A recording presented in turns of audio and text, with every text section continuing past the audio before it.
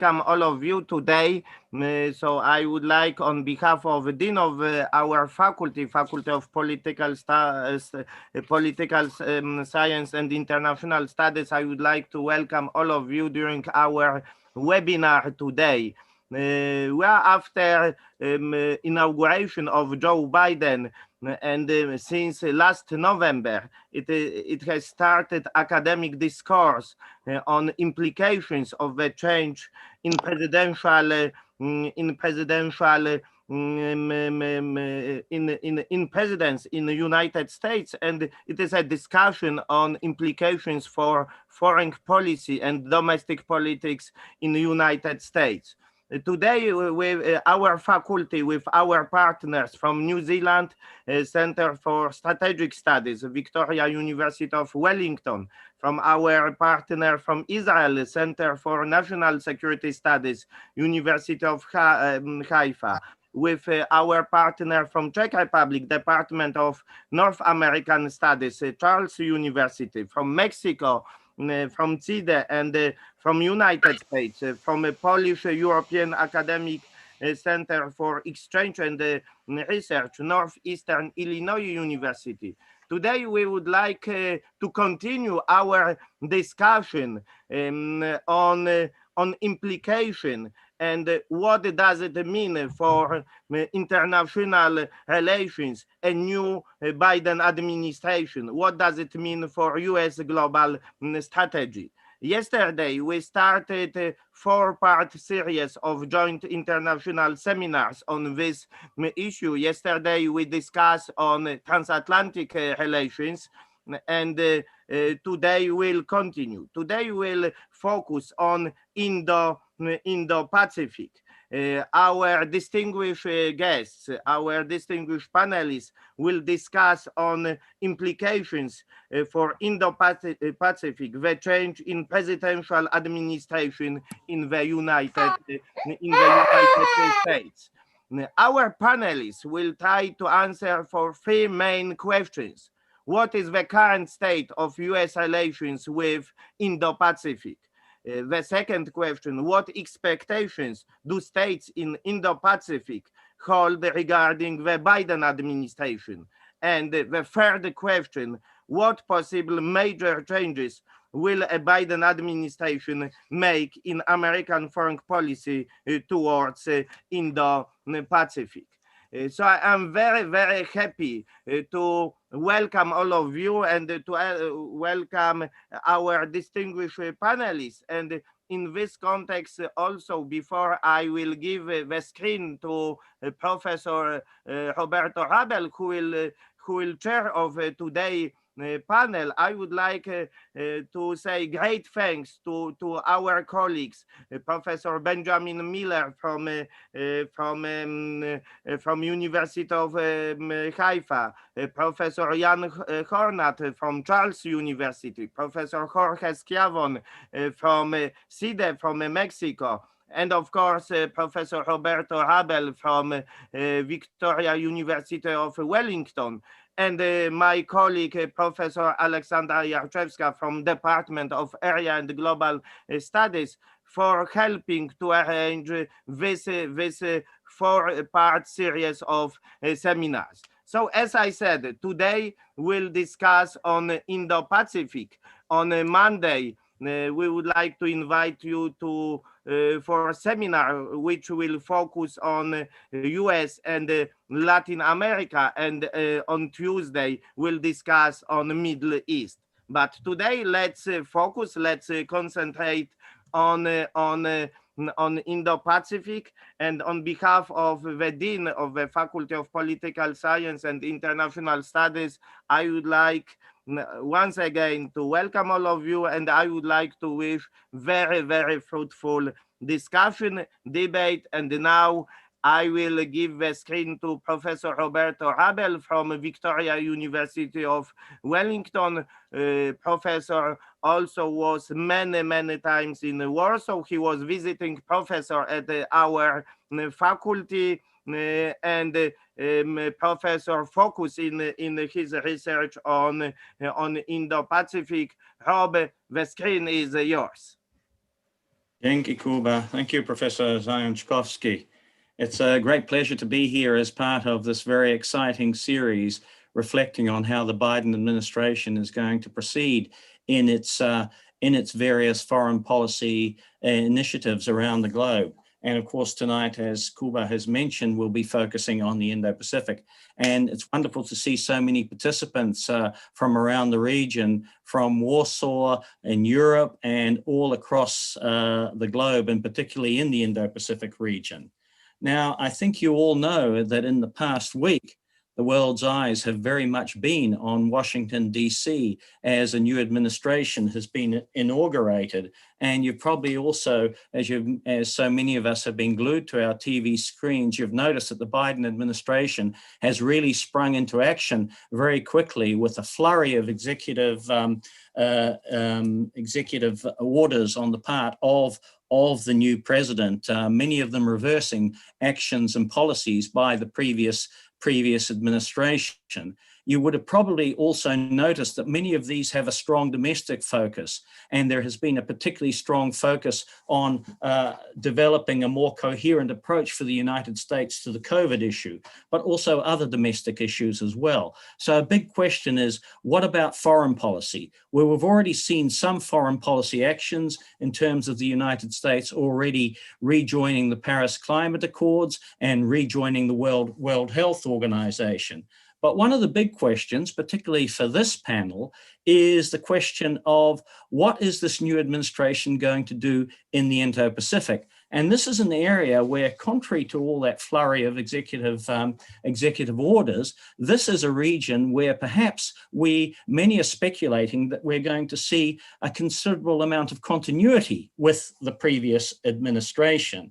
And it's a big question about whether the Biden administration will depart from the general approach that the Trump administration has taken to the Indo-Pacific in the past few years. And as I've suggested, many are anticipating that there will be some changes, particularly with respect to a greater emphasis on alliances, but perhaps the general thrust of the kind of policy we've seen evolving from the United States towards this region, particularly over the past 4 years, but even before that, during the Obama administration, will broadly continue, that you might have a kind of free and open Indo-Pacific strategy, but with special Biden characteristics, if you will. So this is one of the big open questions that confronts us in this region with respect to the policies of the new administration.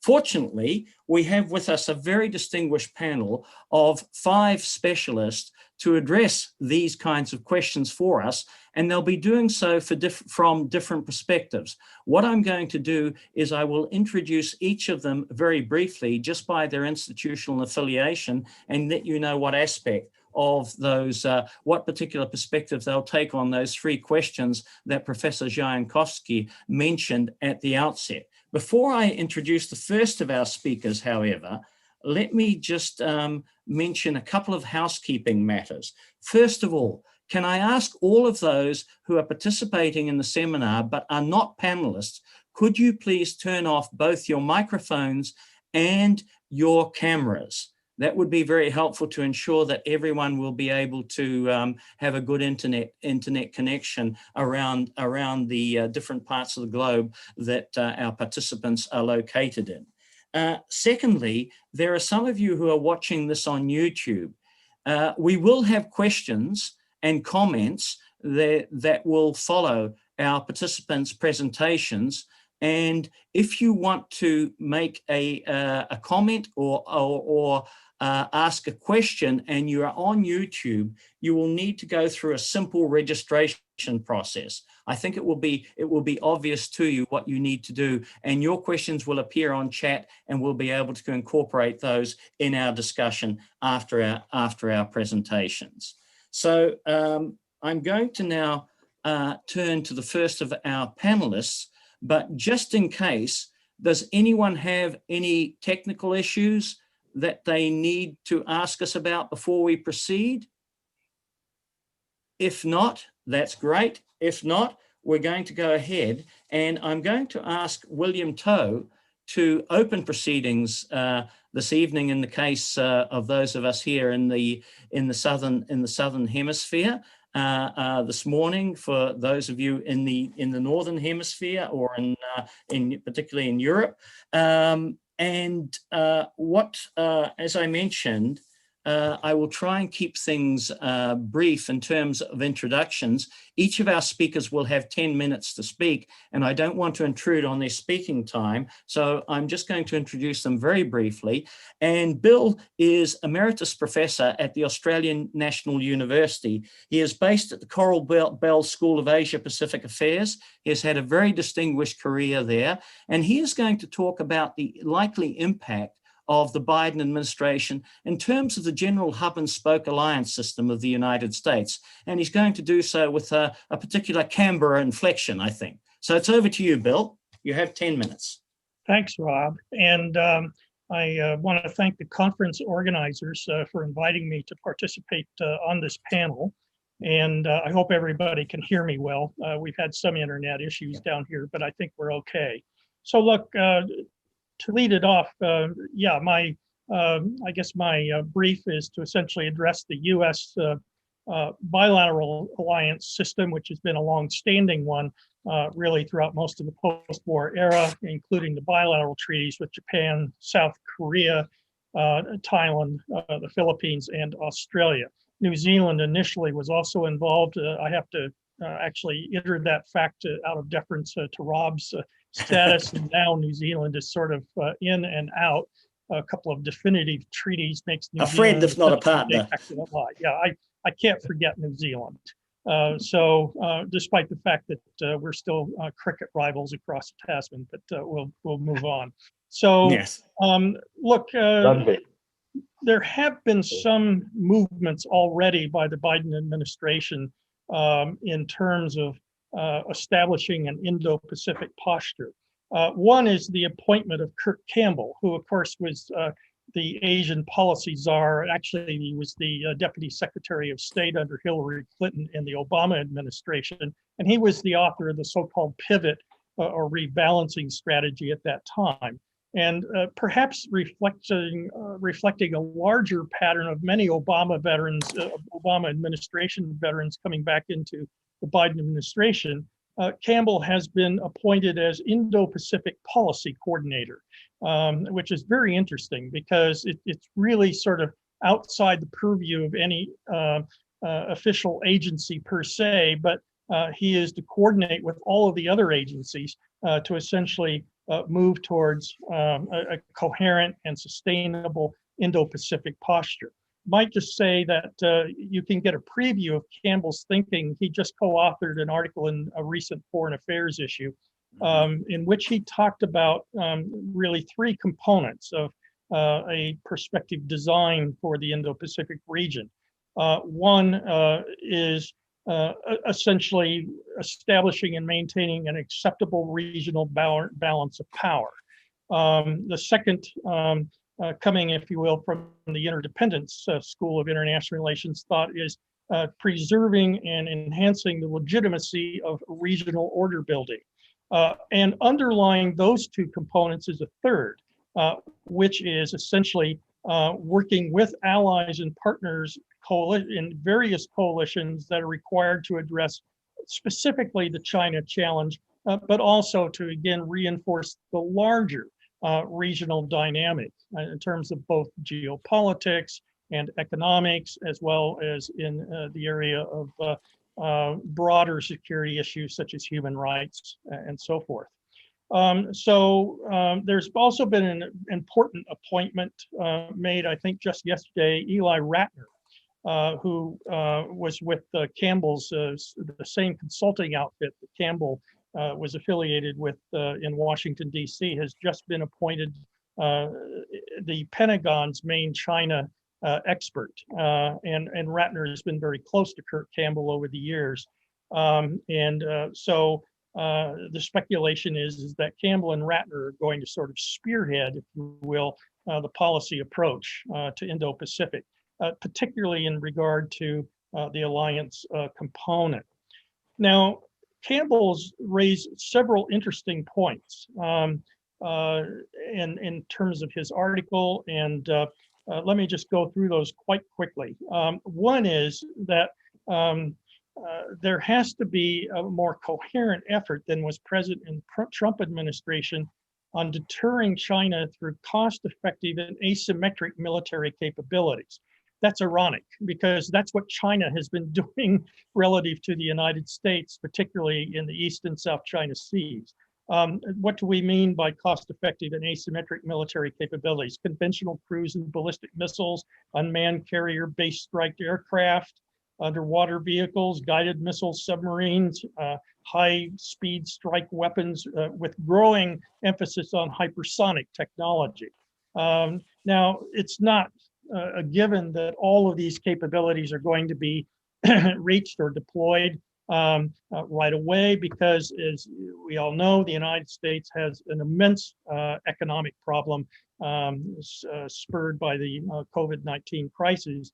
And the main emphasis of the Biden administration is going to be on getting the United States domestic house in order. But nevertheless, these are the aspirations, if you will, for putting together a military strategy in the Indo-Pacific. And he's coupled that with an emphasis on dispersal of US military assets in the region, whereas traditionally you've had a few bases, important ones, but increasingly vulnerable to both Chinese and North Korean strike capabilities, missile capabilities, as well, of course, Russia. And so we're seeing some consideration given to moving back to something that looks like the old places but not bases concept that was introduced way back in the Jimmy Carter administration in the late 1970s, which is emphasizing a dispersed and rapidly deployable force presence throughout the entire region. And that leads into the type of structures that whatever is going to replace, or if you will, expand the hub and spokes alliance strategy, how that might evolve. And in that context, you're beginning to see interesting movements of different frameworks, including the so-called Quad, the India, Japan, Australia, United States military consultations. The Quad is not, I think, going to ever evolve into a formal Asian NATO type situation. India has a long heritage of non-alignment.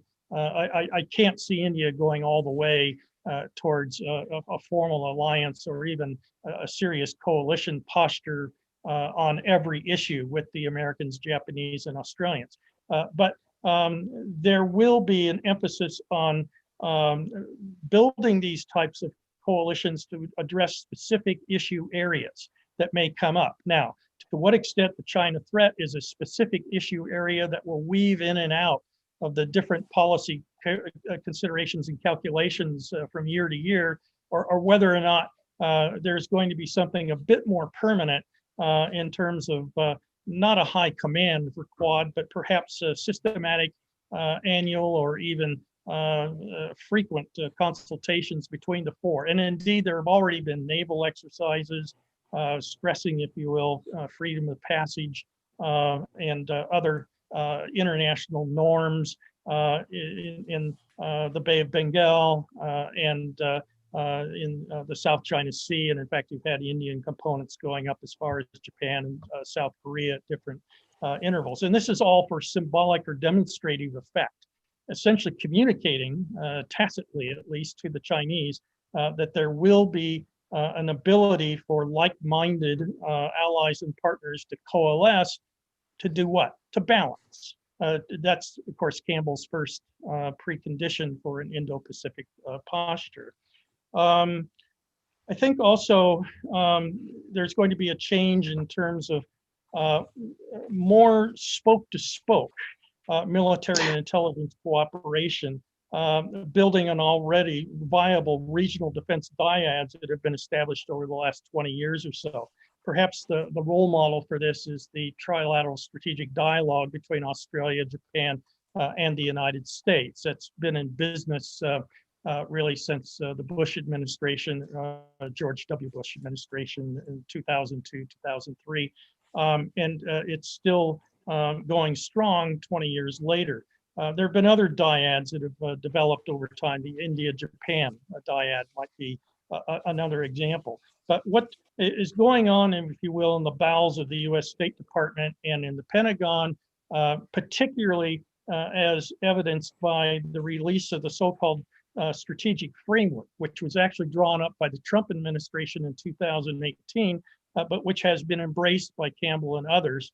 It was declassified earlier this month. It was declassified by the Trump administration as an effort to provide some basis of rationale and continuity for how the Biden administration is going to essentially approach the region. And what's really interesting about that document, a 10-page document, was that it emphasized a shift towards this dispersal strategy and towards the other types of if you will, technological capabilities, and it was very much centered on meeting and containing Chinese rising power.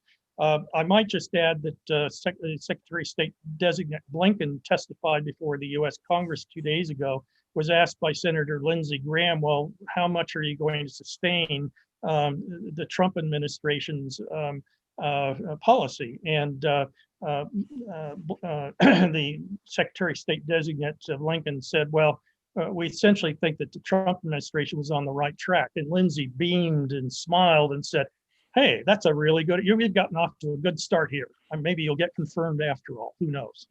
So you're going to see more emphasis on spoke-to-spoke military intelligence cooperation. That's different from the Trump administration that essentially wanted more emphasis on allies paying for more of the US presence in their territories, pressuring both Japan and South Korea in particular. Australia was not pressured as much because Australia actually had the leaders, not so much Malcolm Turnbull, but certainly our current Prime Minister, Scott Morrison, who managed to establish a rapport with Trump in a way that Australia really got a lot of trading breaks. And indeed, one of the two special state dinners that Trump hosted during his term in office was with Mr. Morrison. So for some reason, Trump seemed to be as infatuated with the Australian koalas as his predecessors. I might just add, when Vladimir Putin visited Australia a number of years ago, was asked to hold a koala, his face became visibly pale, but that's another story. So Bill, go ahead. Now that you're on koala diplomacy, you have about 1 minute left. All right, well, thank you for the diplomatic cue. Here are the challenges very quickly. First, human rights backlash could come back into play. Biden is a human rights person, so, and I think particularly in Thailand with the military junta in charge, and maybe Duterte's Philippines, you're going to have some problems. Although Duterte has essentially sustained, after threats of not doing so, Duterte has sustained the U.S. alliance. And secondly, trade. The U.S. Congress is not about to let the U.S. move back into the Trans-Pacific Partnership type framework because there's just too much resistance in terms of the unions in the United States and other domestic factors that will probably preclude that. So that will posit some problem to Campbell's order building vision or project. And I think then there's much more I could say, but that's probably enough for now. Thanks for that great overview for getting us rolling, Bill. That's excellent. And now we're going to turn to Yongjing Zhang. And Professor Zhang is Professor of International Politics at the University of Bristol in the United Kingdom. He's also had a stint in New Zealand, I'm pleased to note, as part of his very distinguished academic career. And he's going to address the dragon in the room. He's going to talk about China and the Biden administration. Over to you, Professor Zhang. Thank you, Rob. Before I start, I should probably put a caveat. I'm not providing a Chinese perspective on the Biden administration's Indo-Pacific strategy. What I'm trying to do is to share with you some kind of thought I have as a humble academic of Chinese origin, working in a British university thousands of miles away from Indo-Pacific. Interestingly, what I would do in the second part of my presentation will also have a close reading, like Bill did, of Campbell's piece in Foreign Affairs, because that tells us a lot about the future American Indo-Pacific strategy under the Biden administration. But let me start by offering a number of brief comments on American Indo-Pacific strategy as an important but problematic legacy of the Trump administration. We have seen, as Rob in the introduction already said, that the Biden administration has already reversed a number of domestic and foreign policy of the Trump era. Now, the American Indo-Pacific strategy is an important legacy for at least two reasons. First, of course, Indo-Pacific as a new geostrategic construct of a region seems to have now largely replaced the commonly accepted Asia-Pacific. Biden's National Security Council has created, I think, as Bill already mentioned, a new position, which is the coordinator of the Indo-Pacific affairs in the National Security Council. Now, this webinar also used Indo-Pacific as the designated term. That means this geostrategic construct has really a staying power. Second, we can look at articulation and also popularization of the idea of free and open Indo-Pacific. This is called a rule-based international order that seeks to advance the rule of law, individual rights, freedom from coercion and democratic norms, but also, very importantly, promotes open infrastructure connectivity, free, open, and the reciprocal trade and investment access. Now, the American Indo-Pacific strategy, as far as it is articulated so far, is nevertheless a problematic legacy, not in least for the following reasons. In the first place, as a new geostrategic construct, the Indo-Pacific has been largely securitized. So has the idea of free and open Indo-Pacific, particularly in the discourse of American Indo-Pacific strategy. This has heightened the perception, even among American allies in the region and partners in the region, that the American Indo-Pacific strategy is focused not on providing public security and economic goods, but on pursuing narrow and unilateral aims, that is, preserving American supremacy and containing China.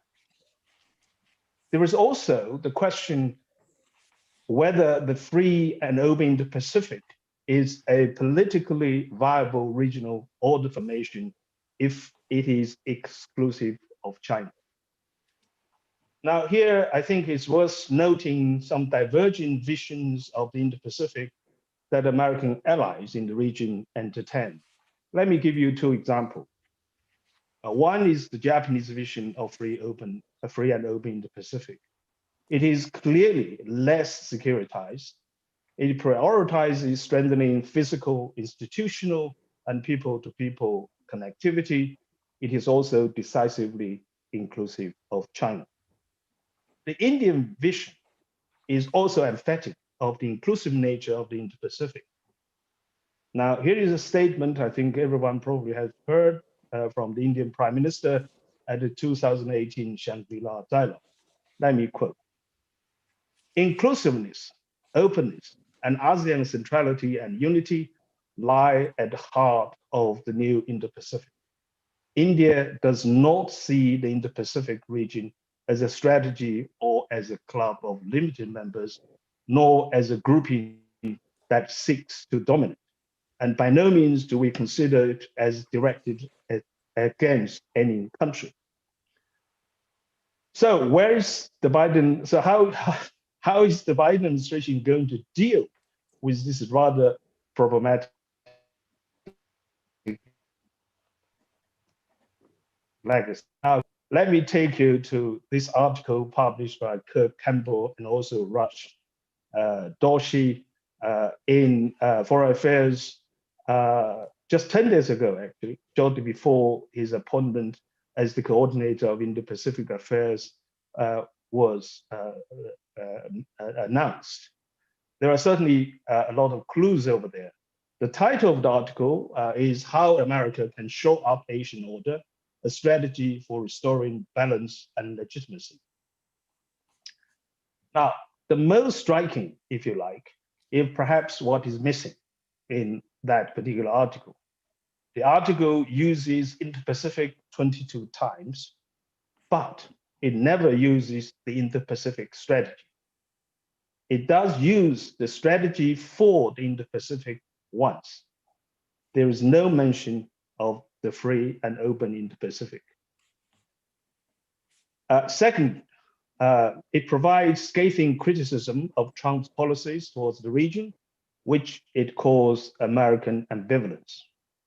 I quote, shaking down allies, skipping regional summits, avoiding economic engagement, and shunning transnational cooperation, unquote.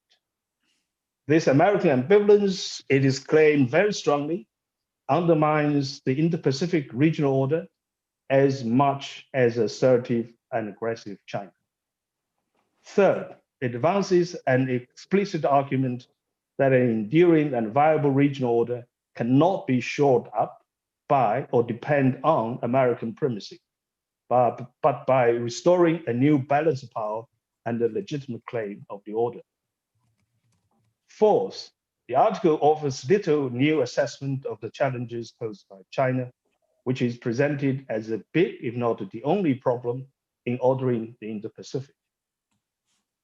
Though it does acknowledge that regional states do not want to choose between the United States and China, there is no suggestion that China is or should be part of the solution for regional order restoration or construction.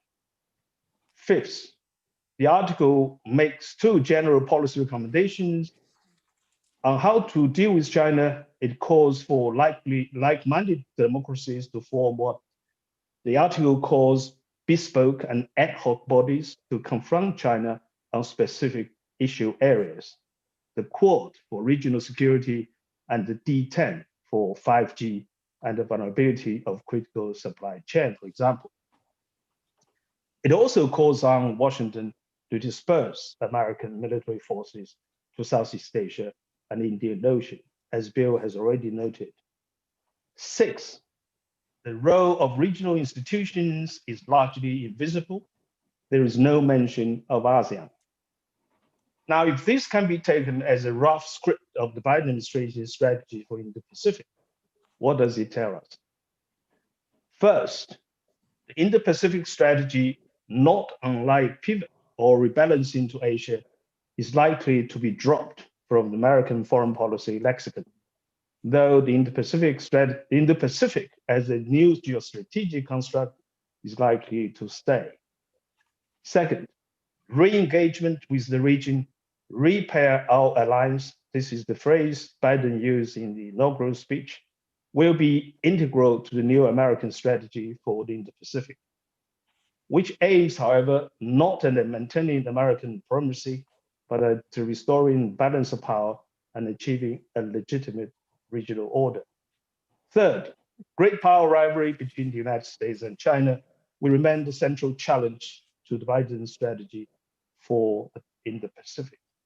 Fourth, this means that Indo-Pacific as regional construct will continue to be securitized, but perhaps to a lesser degree.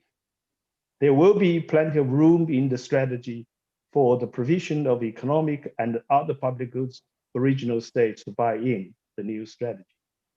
Fifth, this is very much a strategy that seeks to remake or reshape the regional order of the Indo-Pacific, not through working with China as China is, but by working against China as the root problem of disorder.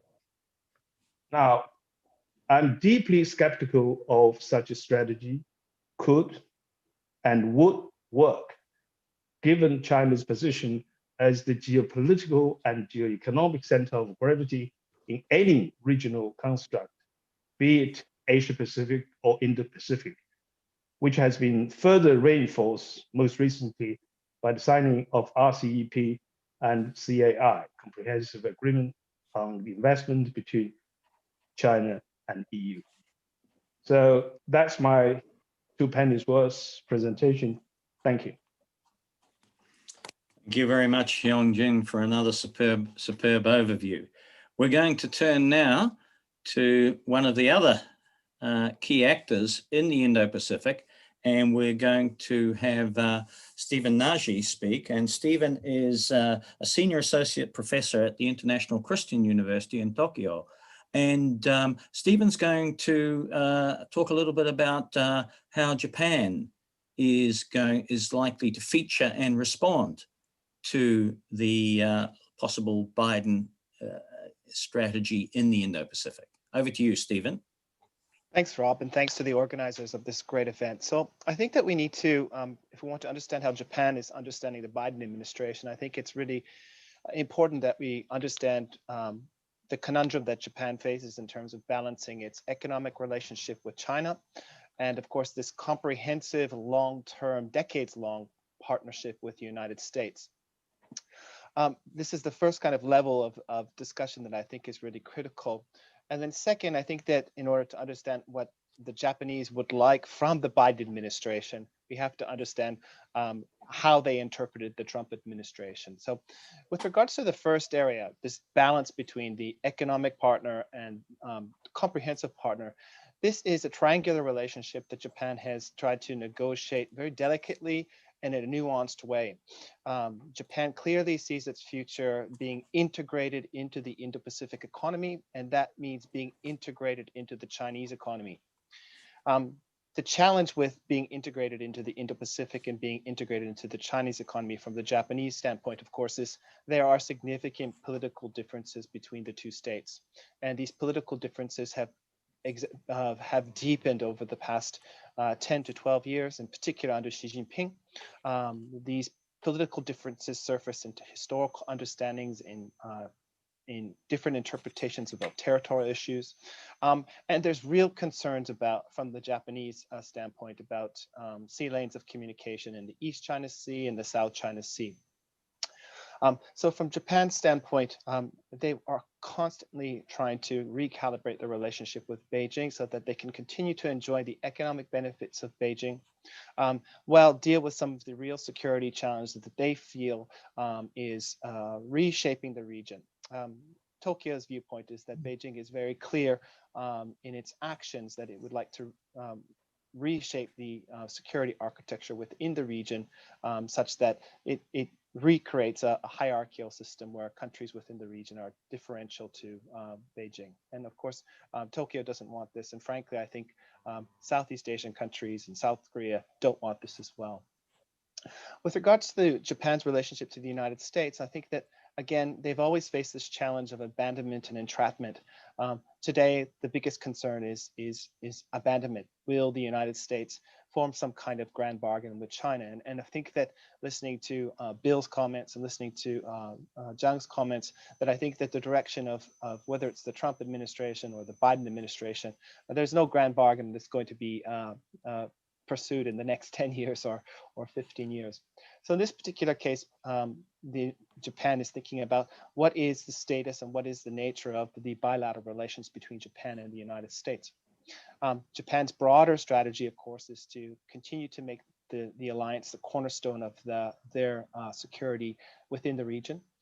At the same time, we see Japan being very promiscuous in its foreign policy, working with all regime types, and engaging in trade relationships with all regime types. And we see that with the Regional Comprehensive Economic Partnership. We see that with the Comprehensive Progressive Trans-Pacific Partnership.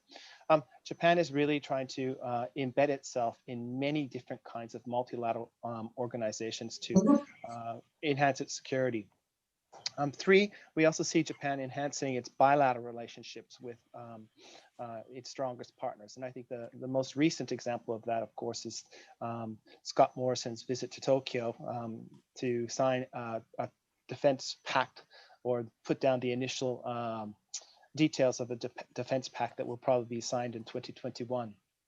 So Japan is moving its security forward through its traditional relationship, but also diversifying, multilateralizing its relationship. And that became hyperactive under the Abe administration, but in particular when President Trump came into power in 2017. Tokyo saw the Trump administration as had fundamentally the right direction in terms of its China policy, but was very concerned about its tactics, its lack of strategy, its incohesiveness, and again, the unilateral decisions such as the trade war or the sanctions on various technological firms that also impact Japan. So in this sense, when Japan is looking at the Biden administration, they're looking for stability, they're looking for a coherent strategy, they're looking for a US to help Japan meet some of its challenges within the region. And I mentioned that from Japan's standpoint, they see China as becoming a regional hegemon, using its economic side to create differential economic relationships, but also using its economic sides to push politics in its periphery to favor Beijing's interests. So in that sense, whether it's the free and open Indo-Pacific or an Indo-Pacific strategy or whatever the articulation is, Japan's interest is shaping Beijing's behavior over the long term, decades, such that it becomes a more rule-based neighbor within the region. What is Japan particularly looking at in terms of the Biden administration? I think that we can break this down into 3 areas. 1 is clarity, 2 is appointments, and 3 is concrete action within the region. In terms of clarity, I think that the Biden administration, as early as a few days after the election, has already voiced his support for Article 5 of the alliance, which specifically says that Japan, the United States will will come to Japan's aid over a territorial issue, in particular the Senkaku Islands. This has been critical, and the Biden administration voiced this again just yesterday. I mean, this is a real critical area for Japan, that the alliance will remain intact, and that the United States will come to Japan's defense in the case of some kind of conflict with a neighbor. So this is the right clarity on issues that Japan is interested in. I think there was also clarity in the initial calls between the Biden administration and Prime Minister Suga, but also other partners, including Australia and South Korea, focusing on the Indo-Pacific region. So this clarity is really critical, and the clarity about China being the challenge for the United States and for the region. In terms of appointments, I'm not going to go over what Bill said, but I think that he's largely right. I think he missed out some of the other important appointments, such as Lauren Rosenberg, which was specifically focused on China, and they're building a strong China team that fits within an Indo-Pacific strategy or vision or whatever we want to call it. And I think that's really critical. Who you're bringing to your team really says a lot about how you understand the region. Lastly, I think the concrete actions that Japan is looking at in terms of the Biden administration is really shaping how it's going to enhance or shift its cooperation with the Biden administration. And I think just yesterday, under executive orders, when President Biden came after his inauguration, he showed some commitment to rejoining international institutions. We saw that with the Paris Climate Accord. We saw this with the WHO. For Japan, this is good. This is strong signals that the Biden administration is going to focus on competition within international organizations, so they function more transparently, so that they push back against some of the Chinese gains within international organizations. And I think that Japan understands this as being critical to forming a consensus of countries, so that it can put multilateral pressure on China that can move in a different direction. I think also that Japan is more comfortable with the Biden administration's non-zero-sum approach to China. And what I mean by that, the Trump administration had a zero-sum approach in how they were engaging with China and how they were using the Indo-Pacific strategy to again, as Zhang mentioned, this containment strategy, which I think was not getting any buy-in within the region.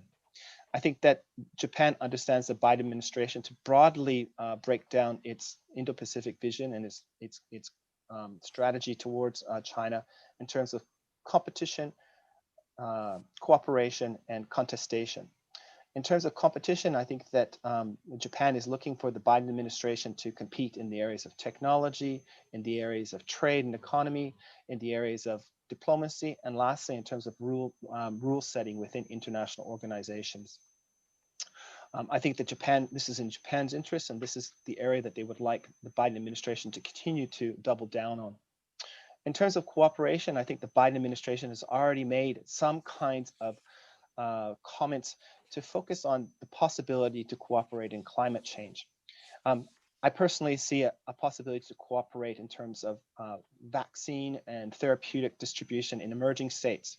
And the reason is that I think that emerging states are the countries or the states that have been most affected by the coronavirus pandemic, and they have the least resources to deal with these issues.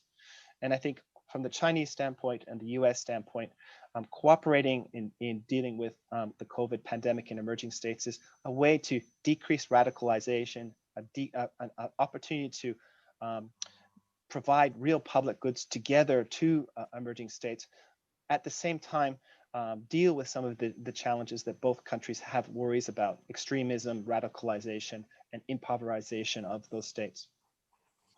I think lastly, I think the area of contestation or real red lines is something that the Biden administration is going to really have to draw red lines, and Japan would like these red lines. They want red lines on Taiwan. They want red lines on human rights. They want red lines in the South and East China Sea. And here, I think the Biden administration has sent the right signals to date. The question is, will those signals be translated into concrete policies within the region? And at this stage, I think they don't know.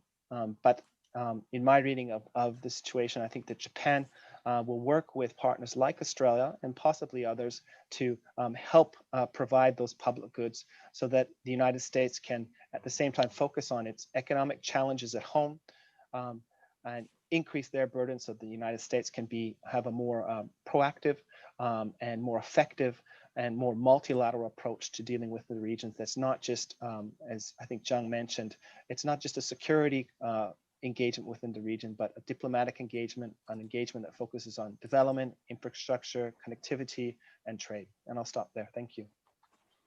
Thank you very much, Stephen, for that also excellent overview from the perspective of Japan's expectations.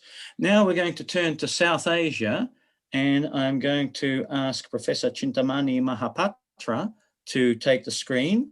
Chintamani is the Rector or Pro-Vice Chancellor at Jawaharlal Nehru University, a role he's held since 2016. He's also currently Professor of American Studies at the School of International Studies at JNU.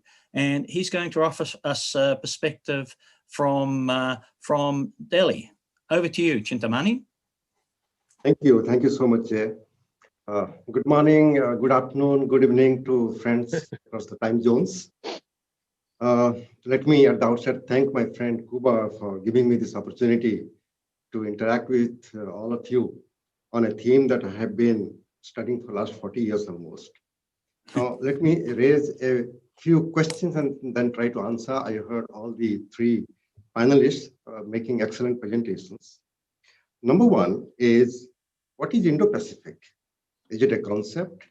Is it a construct? Is it a theory? Is it a policy? Is it a strategy? I think it is all of them.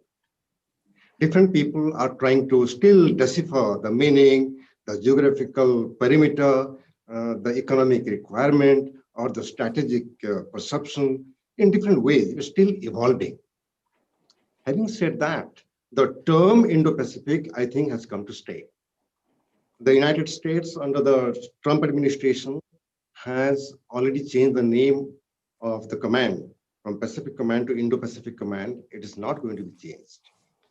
Number two, even in the Pentagon, they have reconstructed the geographical definition of the world and where the Indo-Pacific section is there. Japan, of course, both the previous government under Abe and the current government, they accept the term Indo-Pacific. In India in 2019, in the Ministry of External Affairs, we had a separate division now called Indo-Pacific. So this term Indo-Pacific has come to stay. Now the big question is whether Joe Biden administration is going to follow the same understanding of Indo-Pacific of the Trump administration, or there are going to be changes. What happened during the Trump administration?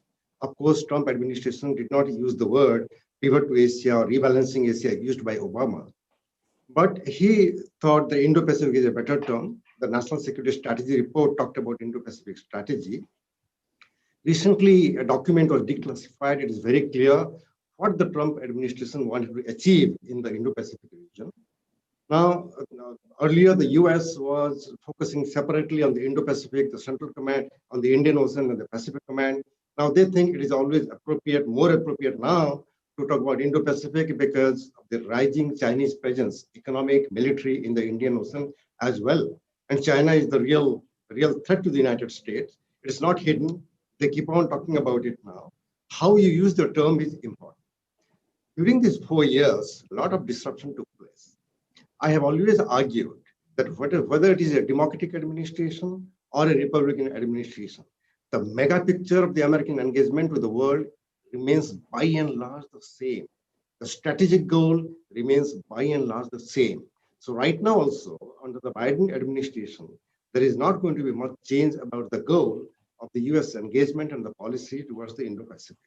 However, in the last 4 years, certain amount of disruption took place in the tradition of American engagement with the countries of the Indo-Pacific region. Number one, there was an economic Cold War between the United States and China. Earlier, I argued it was a kind of cold confrontation, but the economic Cold War became so widespread under the Trump administration. Number two, President Trump completely ignored ASEAN. He did not even attend the meetings, the multilateral meetings of ASEAN countries. Number three, he tried to befriend North Korea. And number four, he undermined the alliance relationship with Japan and South Korea and Australia to some extent. Now, under Biden administration, as I emphasized, the Indo-Pacific construct will continue to be there. And all my panelists have talked about Kurt Campbell, who has been appointed. It's a new position. It was never before. We saw a position like this, Indo-Pacific position coordinator. So this is a clear indication that the term Indo-Pacific will be acceptable to even the Biden administration. Joe Biden himself has used the term Indo-Pacific not once, multiple times recently. Now, are there going to be any change? Of course. The four policy that I said about economic Cold War, ignoring ASEAN, and rather neglecting ASEAN, then undermining the alliances, and then trying to befriend North Korea. All these things are going to change. So what I would argue is there is not going to be much change in the substance of the policy and the goal. What is going to change is the modus operandi, the style of functioning. Now, goals are, of course, restraint, the Chinese expansionism and adventurism. Number two, India has been consistently being made a defense partner. Whether you call it alliance or you don't call it alliance, or you talk about Indian tradition of non-alignment, the fact remains that Indo-US relationship on defense and security sector is on the upward trajectory for the last couple of decades and all. Then, of course, the determination of the US now to have new partners, particularly Vietnam, is going to be pursued even by the Biden administration. Ultimately, the main goal would be to retain the American primacy, not allow any rival or any competitor to challenge the American primacy in the Indo-Pacific region. Then what is going to be the style? The style is not going to be quote unquote Cold War or cold confrontation. It is going to be more of diplomacy and less of economic Cold War or anything else. It is more going to be competition and not confrontation. It is going to be more coordination with the regional countries than before. Trump administration was by and large very muscular in his approach, very unilateral in his statements, and engagements, that is going to change. It is going to be more multilateral now than before. And I believe emphasis will be more on economy than on strategy and defense right now, because the US itself is facing a deep economic crisis. The efforts to decoupling the economic relationship with China is not going to disappear even if there is a change in the administration. Some portions are going to be there. China, after all, is having almost half the GDP of the region. And China spends more on military than all the regional countries put together. China is a real challenge, more an economic challenge than a military challenge to the United States at the moment. Most of the American allies in the region, whether it's Japan or South Korea or Australia, even India, they look at China as a very big trade partner. And the United States also understands that the relationship, the economic ties between the two is so mixed up that it is going to be lose-lose for them if the economic Cold War continues. So in that kind of change in the style and the focus of the Joe Biden administration's approach towards Indo-Pacific, the countries in the region are going to face a dilemma, whether to be with the USA or to be with China. China is an economic partner and the United States is a defense security provider. So that problem will continue. Then my third point would be some kind of new initiatives are going to be started. It's already hinted. I think most of my colleagues have drawn the attention to Campbell's article in Foreign Affairs. He also talks about D10. D10 is a British concept, no doubt. But the Democracy 10, where the G7 countries, Russia is not part of it, China is not part of it. So group of 7 plus India, South Korea, and Australia are going to be part of it. This is going to be something new. Then, of course, the focus is going to be to strengthen the regional asymmetrical capabilities of the countries, because the US cannot do all by itself anything anymore, even if they try to constrain the Chinese expansionism. The role of the alliance partners are going to be more than before. Biden understands is better than Donald Trump in the past. And at the moment, what I'm seeing is some innovative way of managing China. As I said, China is a great economic power and emerging as a big military power. It is trying to have a structure of its own, an empire of its own, Belt and Road Initiative, Maritime Silk Road and all those, and it is flushed with money. Its economy is growing positively, and no other country can match the Chinese economy in the near future. Recently in Europe, there was a survey, 60% of the Europeans thought China is going to be #1 economy in the world in the next 10 years. This is the perception as well. So that is why. Yes. 1 minute? How long I have? 1 minute, okay. Now let me say a little bit about India now. Now in this backdrop, I would say that India has mainstreamed the concept of Indo-Pacific already. It has opened a new division in MEA. It has floated two concepts. One is Sagar, that is security and growth for all in the region. And the other one is IPOI, Indo-Pacific Oceanic Initiative and all.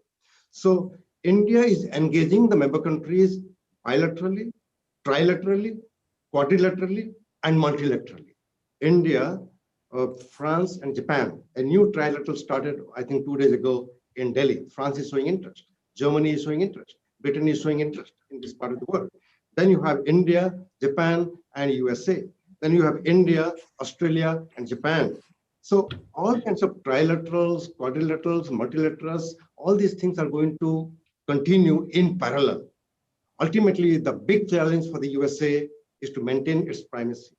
It is not going to be easy.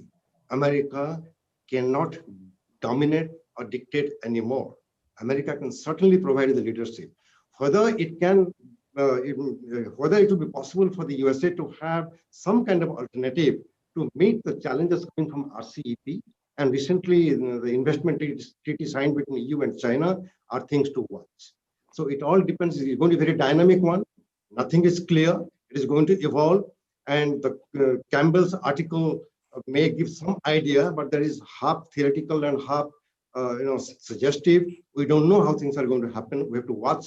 Focus for a couple of years is going to be completely domestic, health security and economic security. So Indo-Pacific is not going to be a priority area at the moment. Thank you for your attention. Thank you very much, Chintamani, for those insights from Delhi. Next, we're going to return to our host back to Warsaw, and our next speaker will be Professor Jakub Jankowski. And I think many of those of you on this call, on this Zoom session, will know him well. But for those of you who don't, he is the head of the Department of Area and Global Studies in the Faculty of Political Science and International Studies at the University of Warsaw, and someone who has taken a great interest in the Indo-Pacific region for some time, not just in an academic sense, but in terms of an extensive array of personal networks as well, as I think this seminar illustrates. I'm going to hand over to you now, Kuba, and I believe you're going to talk, you're going to pull some threads together and also say some things about the Quad, as I understand it. Yes, thank you very much, Rob. Once again, I would like to welcome all of you. And in my presentation, as you said, I would like to focus on the U.S. approach towards the concept of Quad. And some of my colleagues before have already talked about the Quad. So in my presentation, I would like to analyze the role of a Quad in during the Biden administration. It is especially quite important topic because after election in the United States in November, more and more scholars, journalists started to ask the question about the future of this concept, idea of a Quad. And most analyses underline pessimistic scenario for Quad, and most scholars put stress that during the Biden administration, the concept of Quad will lose the importance in Indo-Pacific in comparison to Donald Trump administration period. But in my opinion, such statement, such opinion is based on false assumptions. And in my presentation, I would like to prove that during the Biden administration period, Quad will not lose, but will gain a real importance as a political dialogue forum of democratic states in Indo-Pacific, and will become an important instrument in maintaining American-led order in Asia, but based on such values like democracy and liberal economics.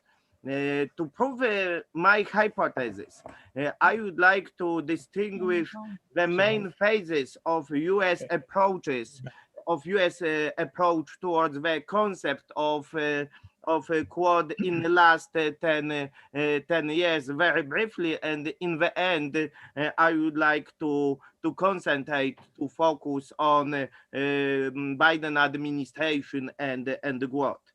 So let's start from Obama administration, because as we know, this concept of Quad, especially since 2014, started to be treated as a very, very important element in the US rebalancing strategy in Indo-Pacific. But as I told, this concept was Obama administration gave some kind of framework, but still it was very loose concept idea during the Obama administration. And we should also take one important factor, that during this time, this concept, the concept of a Quad, was only supplementary to main idea project during the Obama administration, Trans-Pacific Partnership.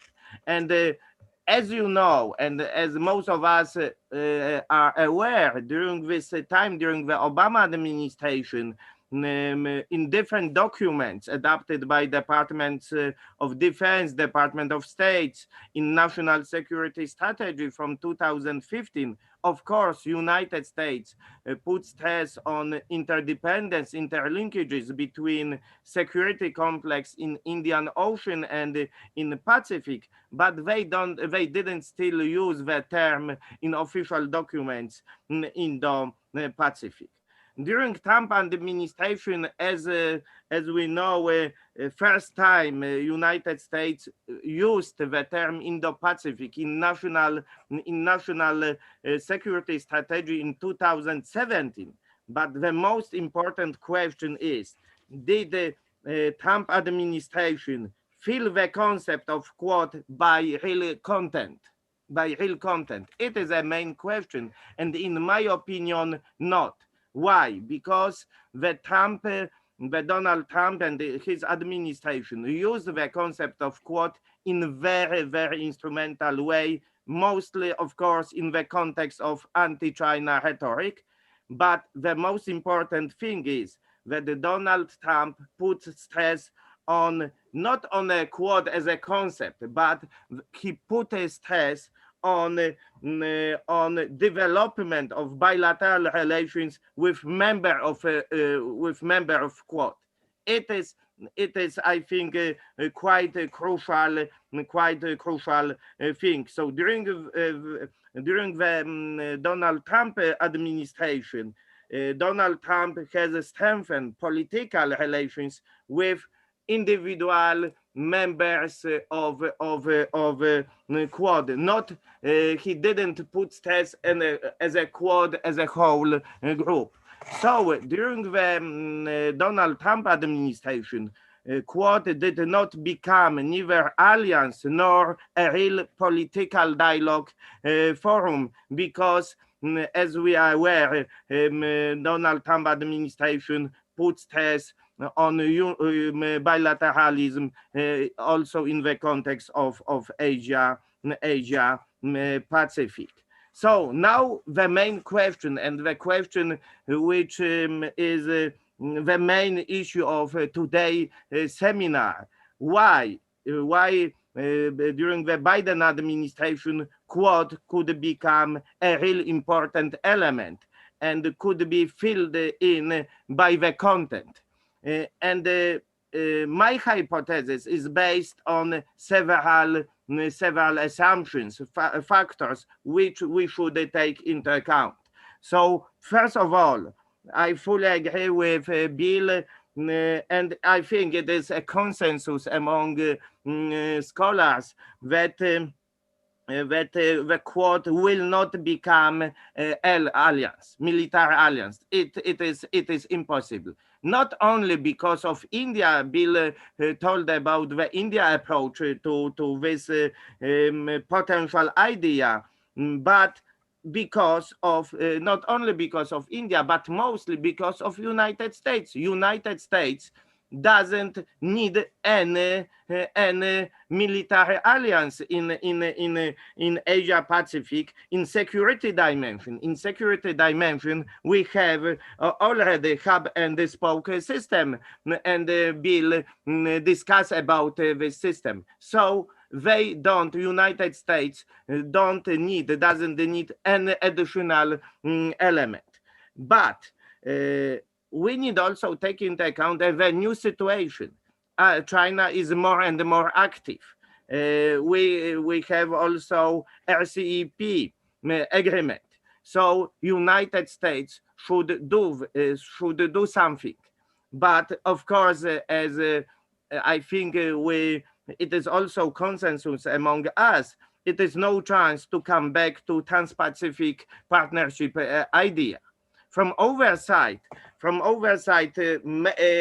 I think United States still will treat China as a challenger, and China is a challenger, but United States will not put stress on anti-China rhetoric. So we have quite a new situation, and I could say we have some kind of vacuum, and I think United States could be interested in creating some kind of political institution, some kind of dialogue forum of democratic states in Asia and Pacific. It will be very, very loose consultation group. Also, Bill told about this consultation group consisting of democratic state in Asia, and they, United States, could try to present this group in the context of liberal democratic states versus authoritarian non-democratic states. They will not use directly the term, the word China. It will not be, of course, anti-China rhetoric, the same like during the Donald Trump administration. But I think United States could distinguish two camps: democratic states and authoritarian non-democratic states, putting stress on liberal democratic values, putting stress on liberal economic ideas. So I think it could evolve in such a way. And as I told at the beginning, yesterday we discussed about transatlantic relations. And if we take into account this idea that Quad could become some kind of a platform, some kind of consultation group of democratic states, it could be very interesting also to analyze the Quad in the context of possible cooperation between the United States, European Union, and democratic states in Asia. So I think we could also take into account such kind of scenario. But definitely. Quad will not be, and it is impossible, will not be a real alliance, and will not be any military alliance. And I see that it could be, as I said, such a kind of consultation group, which especially puts stress on economic and democratic values. So that's my opinion. So thank you very much. Thanks for those observations on the Quad and its prospects for evolution, Kuba. We now can move into the question and comment stage. And just in terms of the ground rules, if you want to ask a question, could you please either use the hands up function on Zoom and let me know, and then turn on your camera and microphone when you want to ask the question, or you can put it through chat. And those of you on YouTube will need to put it through the chat function, having registered on YouTube appropriately. We already do have one question that has come through to me on chat, and came through privately, and it's from Krzysztof Zalewski. I'll read this question out. It's for all panelists, but I think that in particular, Bill and perhaps Yongjin might want to address it in the first instance. Our others may as well. And that is that in December, Jeff Prescott was considered for the role of Asian Czar coordinator in the Biden administration. There was talk of this. It now seems that Kurt Campbell will play the role. Jeff Prescott has a very solid background in human rights and experience in working and living in China. Kurt Campbell is a very experienced diplomat in East Asia and North Korea. How do you read this nomination of Kurt Campbell, presumably rather than Jeff Prescott? Do you have any thoughts on that, Bill and Yongjin? Maybe Bill first. Campbell is a real player and operative in the Washington, D.C. scene. And I think initially he had aspirations to be a Secretary of State. But Biden has his own deep connections with Blinken, who was Biden's major foreign policy advisor during the Obama administration when Biden was vice president. But apart from that, I think Campbell's been very, very clever by co-opting, if you will, the human rights and soft power dimension, which appealed to Biden very much when he was vice president. It may be that Prescott will get another appointment in the either State Department or in the in international institutional context, but very, very few people can outsmart Kurt Campbell when it comes to Washington politics. That's my thought.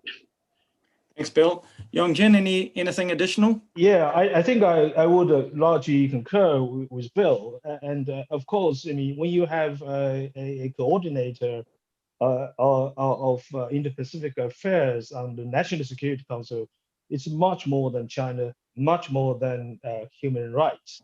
And Campbell has also the credential of working for Pentagon and certainly working as the Assistant Secretary for East Asian Affairs under the Obama administration. So overall, I mean, if you look at the last few years, he's very active also intellectually to try to formulate or certainly influence the formulation of American policy towards the Indo-Pacific. So he is really intellectually also very strong. I think it's the right choice.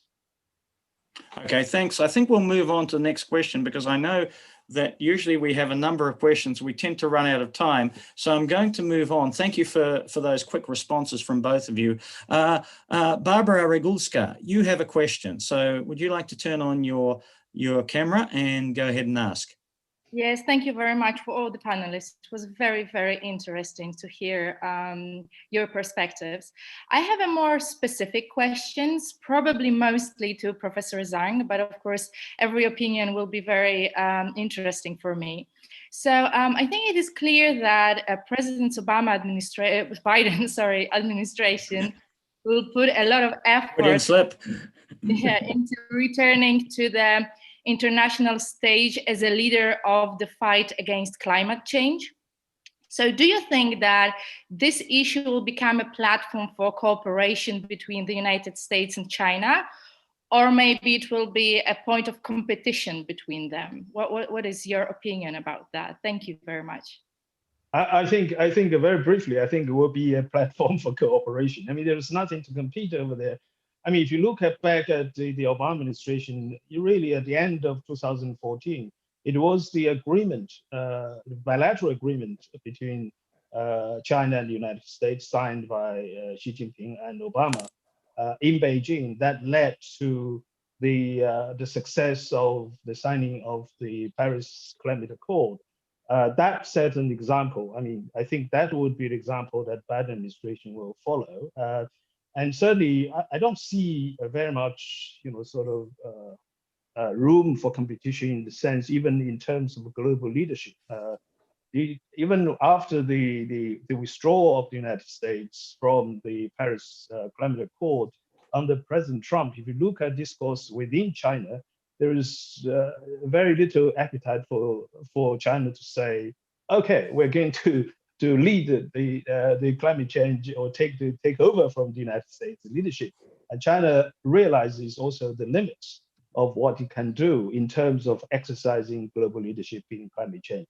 So overall, I think, yeah, I would say this will be a platform for cooperation between the two most important players there. The question, of course, is whether this kind of cooperation will lead to other areas of cooperation. That's a big question.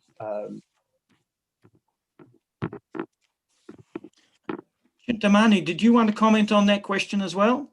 Yes, please. There are certain areas like climate change, like non-proliferation, where US cannot go by itself. It needs the cooperation of China and even Russia. So there are global issues, global common issues, where there cannot be competition or rivalry. However, I would say that both in the case of human rights as well as climate, the real challenge for Biden administration is at home. The way racism has become, race relations have become such a major issue within the USA, and the political social polarization is a big issue in the USA. Similarly, in the very first day of entering the White House, he rejects that pipeline, gas pipeline, and he's going to actually roll back most of the climate-related policies that his predecessor adopted, and those were not good for the climate deal. So as and when the US would like to go back to the Paris Climate Accord and play a leadership role, it has to fix the problem at home and seek cooperation of China and many other countries. Thanks, Chintamani. The next question, and we'll keep them moving along, and I'll see if I can get a selection of panelists usually to address them. But I've got Tsubo Chen, who also noted, and I should note to all of you that apparently there is no button you can push to raise your hand. So if you could indicate on chat when you want to ask a question, and I've noted that there are several in line, and we'll come to those in the order that I received them. But you go ahead, Bo Chen. Okay, thank you, guys. Here's another Chinese guy aboard, actually in Japan. I found this very interesting that I see the common sense with Mr. Zhang that maybe Chinese also find that the Campbell proposal and even the original Puttinger one agreeable. First, because China, from Chinese point of view, they are still in a fight for survival, not for hegemony. And on the other hand, both proposals do not want to push other regional power to choose side, and that may be a big concern of China. So if you don't want to choose side, and that's something workable for China. And my specific question is for the Japan point of view, and probably Professor Nagi, that we are missing South Korea here, and I think it's a very important regional power and ally with America, and maybe some more powerful than Australia or New Zealand.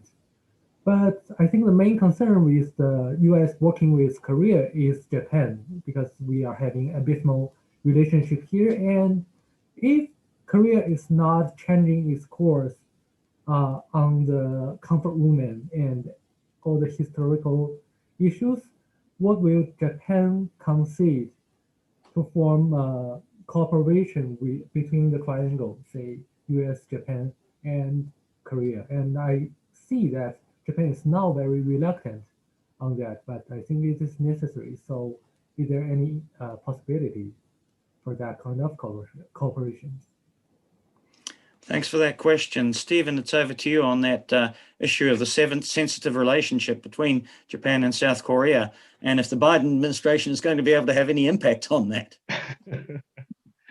Thank you very much for the question. So I think from strategic thinkers here in Tokyo, but also in Washington and at least behind doors in Seoul, there's a strong sense that the dysfunction between Japan and Korea is really detrimental to a broader security approach within the region.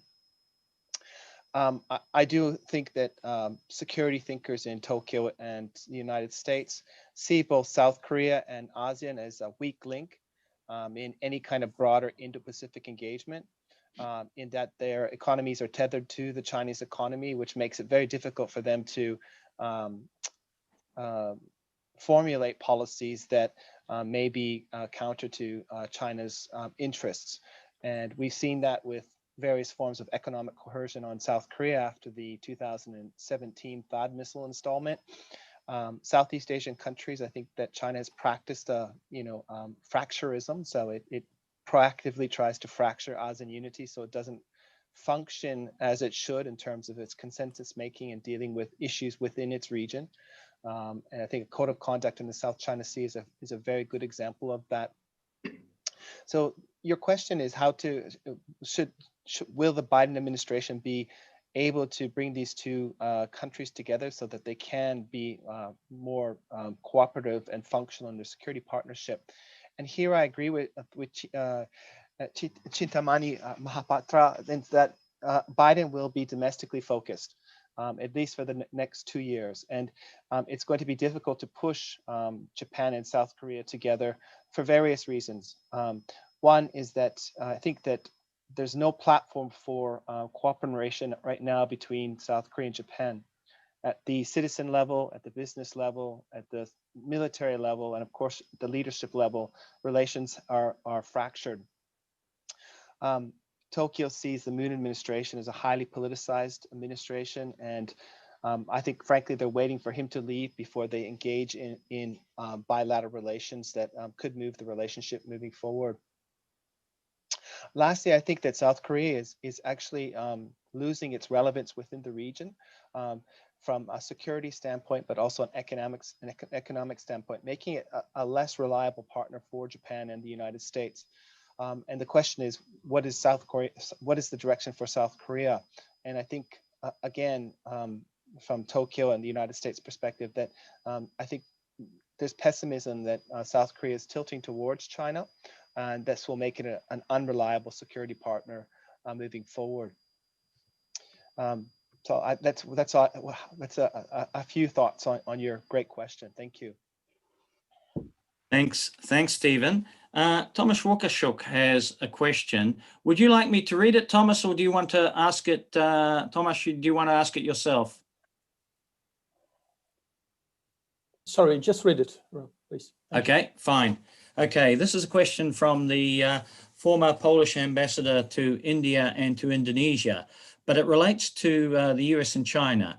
The model of the G2 US-China was discussed previously during the Obama administration. What model of US-China relations could be chosen this time by the Democratic administration? Rapprochement or a cold peace to prevail? Now, several of you have skirted around this issue, and some of you have already spoken on it directly. Maybe because Kuba, would you like to say something on that one first? Yes. So thank you very much, Thomas, for this question. And as also Stephen told 1 minute ago, we should take into account that the Biden administration will focus mostly on domestic issues. So I think the Biden administration will have more constructive approach, and of course it will be some kind of elements of cooperation, but also some kind of elements of competition. But in some elements, as Professor Zhang mentioned, and Professor Chintamani told already, in some areas like climate change, we will be a witness of elements of cooperation between United States and China. And I think it is, as I said, it is quite obvious for United States, and it will not have a big change. China is the challenger. China is challenger in Asia and Pacific, but the Biden administration will not put a stress on this anti-China rhetoric, because it doesn't make profits for United States. So it will be some kind of I would say some kind of elements of cooperation and of course competition. But especially in next 2-3 years, I think United States would omit direct confrontation with China, and it will be more constructive approach in this context. Thanks, Kuba. I just wonder if any of our other panelists wanted to comment in terms of this one, because I think most people would think that any prospect of a G2 has long been consigned to the dustbin of history. Does anyone does anyone have any sense that there are any prospects on that, or would most of you agree with, which I think what Kumo has summarized is in line with what most of you have commented on? I think Chintamani is very keen to respond. A great question. We can't hear you, Chintamani. You have your microphone muted. Sorry about that. The model of G2 was very short-lived. And in fact, by the time Obama begins his Asia rebalancing or pivot to Asia policies, those were indicative that G2 would not be possible at all. China was fast emerging as a competitor in the field of economy. And G2 would be very, very difficult. But can there be a cold peace or approachment? You know, I strongly feel that in coming months and years, the Biden administration is going to have a very, very sophisticated policy towards China. Yeah. Because sooner than later, the American economists are going to come up with data showing that the economic Cold War unleashed by the Trump administration was damaging to the American interest, to the American farmers, to the American companies, to the consumers in the United States. So I think instead of decoupling, the decoupling of the economy of the US from China is going to slow down, and new strategies will be adopted to again co-opt China. It is going to be win-win for both. And in fact, the regional countries in the Indo-Pacific will also collaborate in that, because that trade war, quote unquote, between the US and China also affected negatively economies of so many countries. So I think in times to come, we cannot call it a rapprochement or cold peace or anything. It is going to be a very sophisticated balancing approach towards China, competition, but at the same time co-option. Right, and some partial recoupling by the sounds of things from your view. Okay. Can I just add one? Yeah, please jump in. Yeah, I think the G2 was flatly rejected when it was proposed by China anyway. So there won't be any possibility of G2. I still remember when Jabal went out of his way to simply declare when he was visiting, I think it's the Czech Republic at the time, China did not want to be part of the G2. Now, I think given what we have seen in the Cambodia peace, I think the best prospect, the U.S.-China relations in the foreseeable future is a combined efforts to work towards cold peace, if possible. So that is probably the best prospect. Thank you very much, Professor Zhang. Now, we will move on so that we get a chance for some other questioners to put their questions. Rafał Ulatowski from the University of Warsaw, you're next. Thank you, Rob. I have two questions. First is to, I think, all panelists. Professor Zhang has already mentioned a little bit, and Chintamani have mentioned about Keystone Pipeline and environmental policy. So my question is, because the whole discussion is the Biden administration will cooperate more, it will be more multinational, and generally it will be, I think, a little bit better or much better, but his first order toward the biggest neighbor was quite problematic because closing the pipeline project makes quite a lot of economic problems for Canada. So is the Biden foreign policy so coherent and so good for all as the discussion shows? And my second question goes to Professor Tao. You have talked about diplomatic and strategic cooperation of the United States with countries in Asia, with Japan, India, Australia. But in fact, all of these countries are more and more economically dependent on China. So especially the case of Australia shows how big is the Chinese leverage over these countries. So could you elaborate a little bit more on this issue? Thank you very much. Bill, do you want to take a shot at both those questions? I'll start with the second. Yeah, I thought you might, yeah. I think right now, as most of you know, Australia and China are,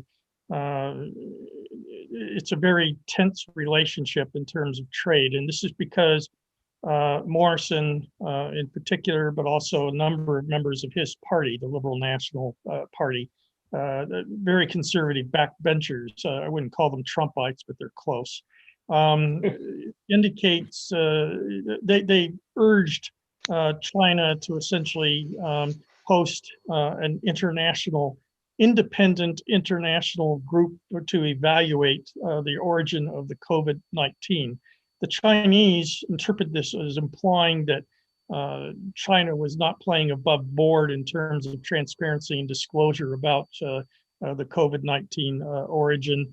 There's been some discussion, Matthew Pottinger, for example, on the Trump administration argued that there was a Wuhan virus research lab where COVID actually originated.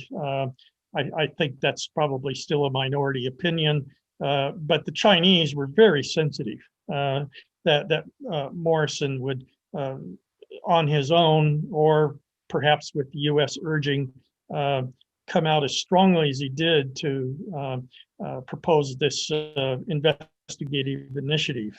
That compounded an already tense relationship. Australia was at the forefront for denying Huawei's 5G technology from being integrated into Australian communication systems, and the U.S. followed on that. And also Australia has a National Security Review Committee, which now is more and more blocking proposed property purchases by possible Chinese investors on national security grounds. And also Australia had kicked out some of the Chinese academics that were thought to be working with Beijing. It goes on and on. It's like a soap opera. But the bottom line is that China now has released 14 points that if Australia does not correct its behavior in these 14 areas, then China will continue to turn the screws. And so about a third of Australian exports to China now are subject to boycott, not just wine and barley, but most recently coal, which is a very important export. Iron ore so far is making up the difference because China needs Australian iron ore. But I think there's a real movement in Australia to begin to look for diversification in its exports, because I think it's quite clear to Canberra that if it doesn't, it's going to continue to be subject to further pressure on the part of the Chinese. In terms of alliance relations, it seems to me that the old saying of you kill more flies with honey than with vinegar might be something that the Chinese might take to heart, because if they really want to wean Australia away from the Americans, this is probably not the way to do it. So that's essentially, my response to that particular question. In other words, it doesn't really matter whether we're dependent now. We're going to be determined to be less dependent on China over the next 5 or 10 years. Developing alternative markets and cultivating them takes time. But I think there are many people in Australia that have indicated that we're really starting the diversification process too late as it is. That's the second question, and I'm sorry to be so long-winded. Perhaps someone else might want to take the first. Yeah, we might.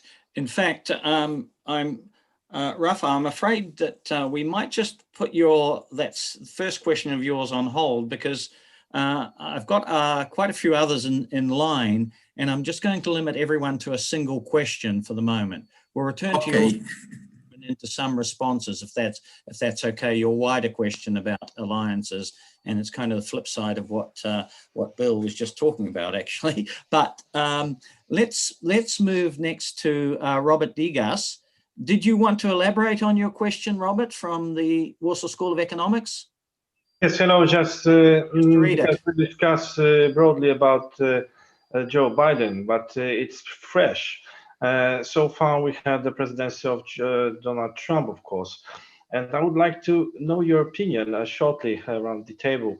What do you think a presidency of Joe Biden will be better for Indo-Pacific economy? In which sense, comparing to Donald Trump, what may be a better for that topic? Thank you.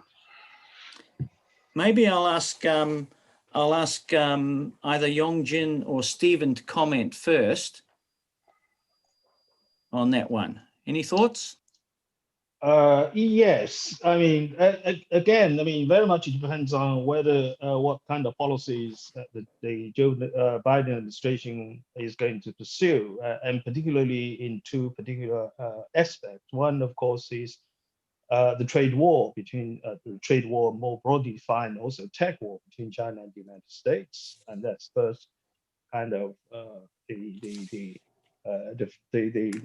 most important area. And the other one, of course, is whether this kind of the great decoupling, whether the Biden administration is going on that initiative. So, you know, from what we see now, I think there will be some moderation, at least, of those two areas of policies. If that happens, certainly I think there will be better news for the Indo-Pacific economies. Thanks, Yongjin. I won't ask you, Chintamani, because I think you've already expressed your views on this topic. So, Stephen, do you have any further thoughts on that? So I think on Tokyo's wish list, of course, is for the United States to rejoin the TPP, but that's not going to happen. President Biden's campaign was called Build Back Better, right? It was a foreign policy that was for the middle class. And by American too.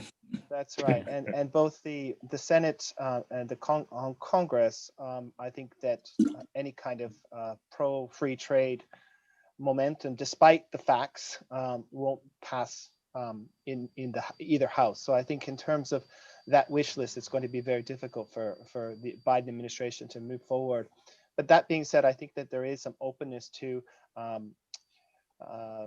bilateral trade agreements with Tokyo and with other partners within the region that cover elements that was found in the TPP. So in that sense, I do think there's an opportunity. I do think the Biden administration clearly understands that now there's 4 big trade agreements that the United States hasn't been a part of. So the TPP, Regional Comprehensive Economic Partnership, the recently signed, or we don't know if it's going to eventually pass, but the Comprehensive Agreement Initiative between China and the EU, and of course the Japan-EU partnership, economic partnership. These are huge agreements that the United States hasn't been part of, which means they're not setting the rules in terms of trade within the region. I think after 2 years, the Biden administration, if it does accrue political capital for dealing effectively with the virus, that he may be able to find a way to deliver some kind of bilateral trade agreements. But in general, the United States coming back to a multilateral trade agreement, I just don't see it happening. But that being said, I think that there's some areas that we could be looking at in terms of the United States providing a different kind of economic infusion within the region. And I think the recently adopted, and it was adopted in September, the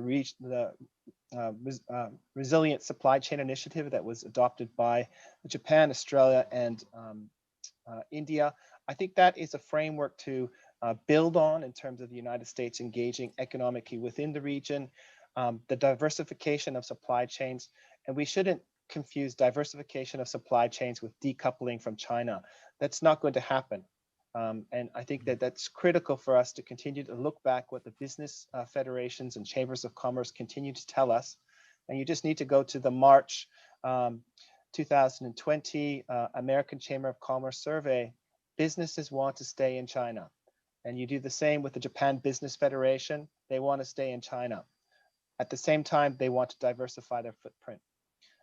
Just in closing here, I think the COVID-19 pandemic, which emerged out of China, had a couple lessons for Japan and other countries, that it was no longer viable to have a global production network that was centered in China, which meant that they need to diversify supply chains. That means have part of the global supply chain in China, but also have it spread out through other regions, so that if there was another endogenous shock, that other regions could pick up the supply chain, they could pick up the supplies to continue the global market moving. And I think the United States will probably move towards investing in the diversification of supply chains with other partners within the region. And in that sense, that's an economic injection that will be good for the region. Thanks, Stephen. Now, next question is from Beata, and after that, Professor Halijak, I see you're very eager to ask your question, but Beata is first, and then Professor Halijak. Okay, thank you very much. Just let me switch on my video. Okay, hello, thanks a lot. Stephen basically answered my question. Right. I wanted to ask about the resilient supply chain initiative, but and I think that Bill partially also answered my question. This is a kind of long-term trend of out of China transfer of the production sites, at least by Japanese companies. And I was just wondering about your comments on this initiative and this long-term trend, whether you see it as a geopolitical kind of strategy or rather as an economic-driven initiative that was reinforced by the pandemic. And Stephen said that we have to distinguish between this kind of approach of securing strategic products and decoupling. But once we secure the strategic product supply chain, how far is it from then decoupling of the economies? So if you could comment on this, as I said, long trend of out of China, shifting production sites out of China and shifting it to, especially by Japan, to ASEAN countries and to India. And quick elaboration on your answer, Stephen. Great question. So first, I think that we should understand the structural issues that are pushing businesses to selectively decouple from China. And I continue to use the word selectively decouple. And the structural issues are, it's becoming more expensive to do business in China because labor costs are increasing. There's greater demand by the Chinese government for investments. And there's still problems with the legal environment, making it difficult for long-term investment. So I think that is the long-term structural things that are causing businesses to diversify. But that being said, the 2010 informal rare earth embargo against Japan, the 2012 anti-Japanese riots after the nationalization of the Senkaku Islands, these have been, I think, critical junctures that have changed the perspective of Japanese businesses and really changed their view that they need to still be part of China at the Chinese market, but the new model is build in China for the Chinese, by Chinese with Japanese technologies. And for global export, they're going to diversify their production network, but the supply chains that feed that production network through Southeast Asia and South Asia. We're already seeing that through infrastructure projects and ODA and FDI in Southeast Asia, but also in India. The Japanese funded the Mumbai-Kolkata transport corridor meant to enhance infrastructure, but they've also built manufacturing centers northeast of New Delhi, again, to try and diversify where they're producing things and how they diversify. And lastly, I think that both the pandemic, but also a growing realization that under Xi Jinping, China has become a more difficult partner, that these are also pushing Japan to selectively decouple. But they're not leaving the Chinese market. They're finding opportunities to engage, but at the same time, finding ways to remove those pressure points so that they can be less impacted by political relations in the region. Thanks, Stephen. I think we need to keep on moving. So it's next to Edvard. Good to see you. Professor Halijak from the University of Warsaw has a question. Thanks a lot. Thank you. According to the latest assessment, around 2027, 2028, China will surpass the United States in terms of GDP and became the largest economy in the world. For the first time in a modern history, non-democratic country will have the largest economy. So the question is to all participants, is the United States ready psychologically and politically to accept this inevitable trend? And the second question, does it mean the end of American century in the Asia, Indo-Pacific region? Thank you. I'll let you have both those questions since they're interrelated. We'll count them as one, Professor Halishak. So maybe we'll, Yongjin, do you want to go? I think I'll let all the panelists have a shot at this if they like. Yongjin, do you want to go first? Yeah. Well, I mean, we have made too much out of who is the largest economy in terms of GDP, but if we go to Kishore Mahbubali's argument, I mean, this is return to history, because until the 1820, the largest economy in the world were Chinese and Indian economy. So there's nothing wrong with this return to history. Whether you use the formulation of democracy vis-a-vis non-democracy doesn't really make very much sense. So, I mean, the problem, of course, I think, as Professor, how do you pronounce this? You put it, whether psychologically the United States can ever accept it's being number two. So that's a very much a challenge to the American psyche.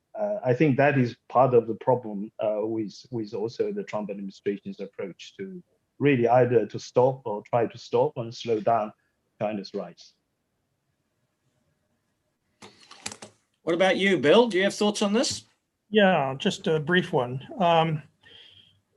American exceptionalism, which in one way or the other has been at the forefront since the end of the Second World War, is actually a period which is the exception rather than the rule. If you look at the entire history of foreign policy in the United States for its existence, 230, the U.S. is essentially, it has been until 45, an isolationist power, consumed with domestic development and domestic politics.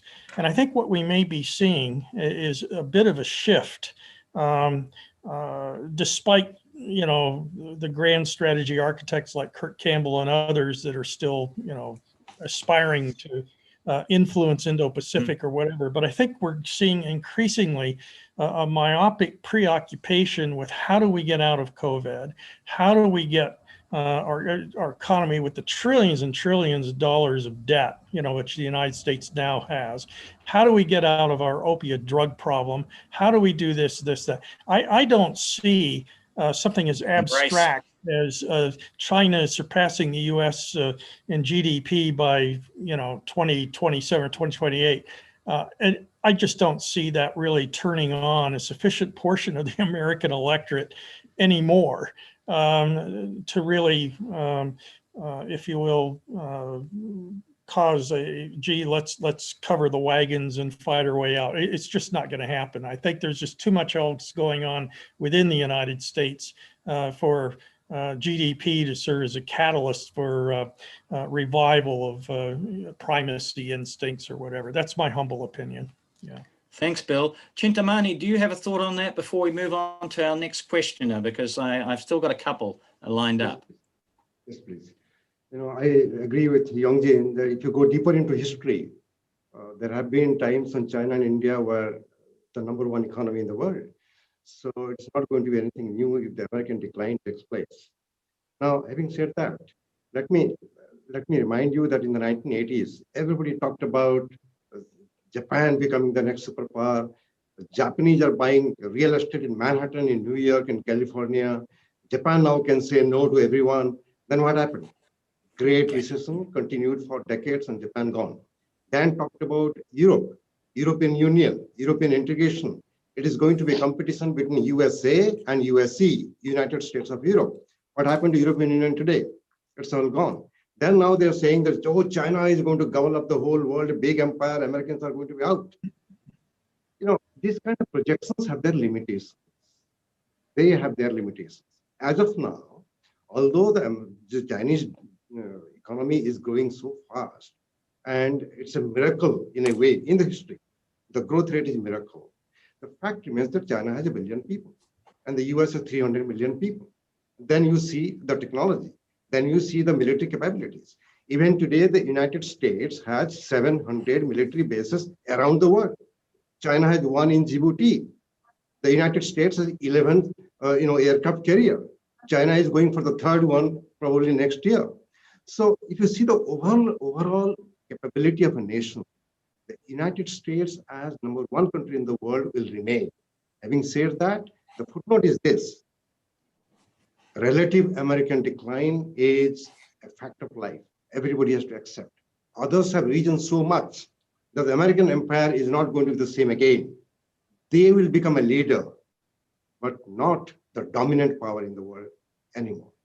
Even today, Russia retains the capability of overkill. They can destroy the world many times over. Thanks, Chintamani. Stephen, I know that you wanted to make a comment as well.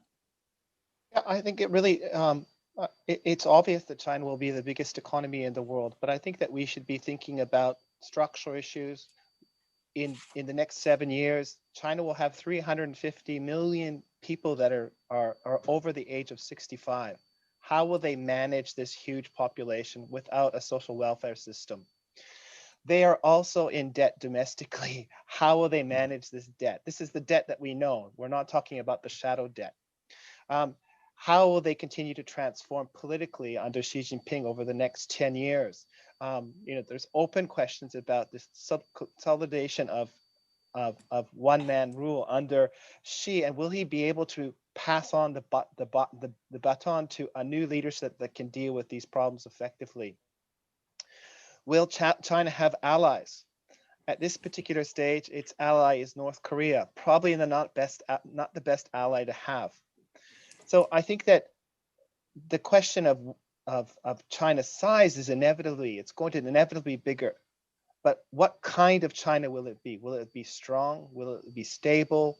Will China be able to manage an urbanized society of 750 million people?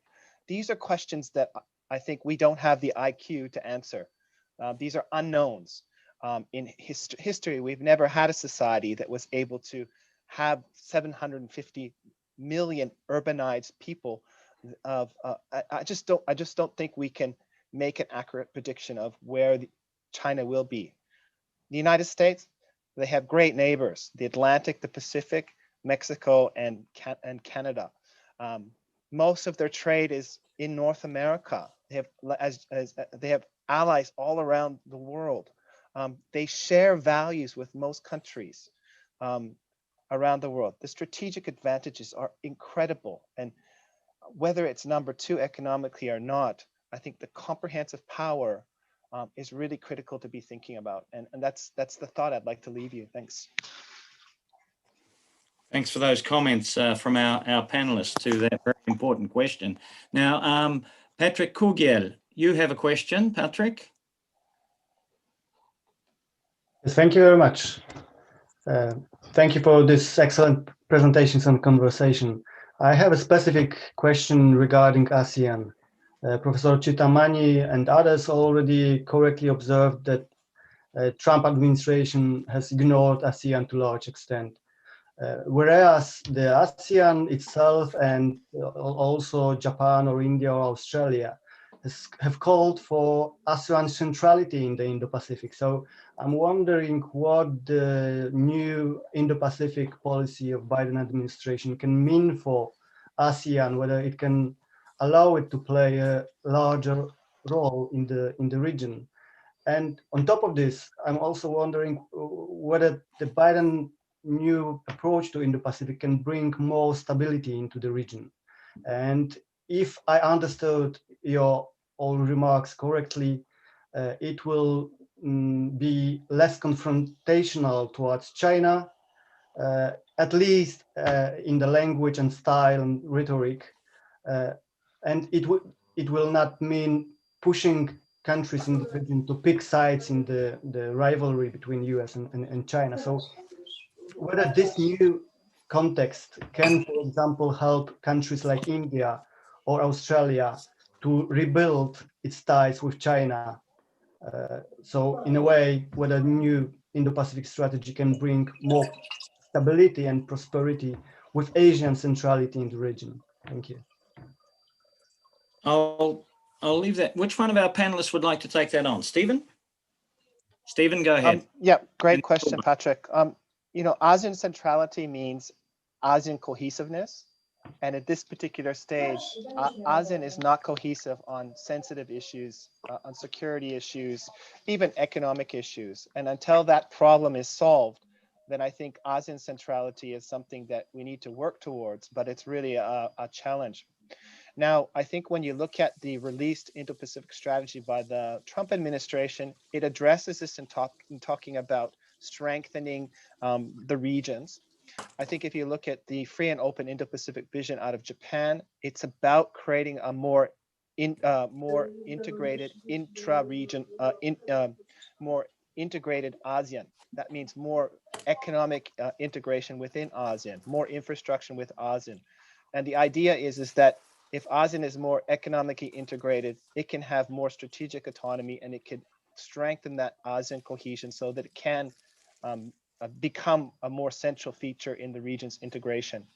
I think Japan has also recognized that with regards to India in terms of trying to strengthen its infrastructure, and the agreement of the Resilient Supply Chains Initiative is again building supply chains through India with the idea that strengthening the regions gives it more strategic autonomy, helps them make decisions that are likely to be more in line with Japan and the United States, not necessarily against China. But again, if they don't have strategic autonomy and they don't have more strengthened economy, it's difficult for them to make decisions when it comes to China. Thanks, Stephen. Kuba? So thank you very much, Patrick, for this question. And as also Chintamani told before, I think the US strategy will be more sophisticated. We should take into account all these elements, like in the context of India. From one side, okay, it is a confrontation between India and China in the context of politics.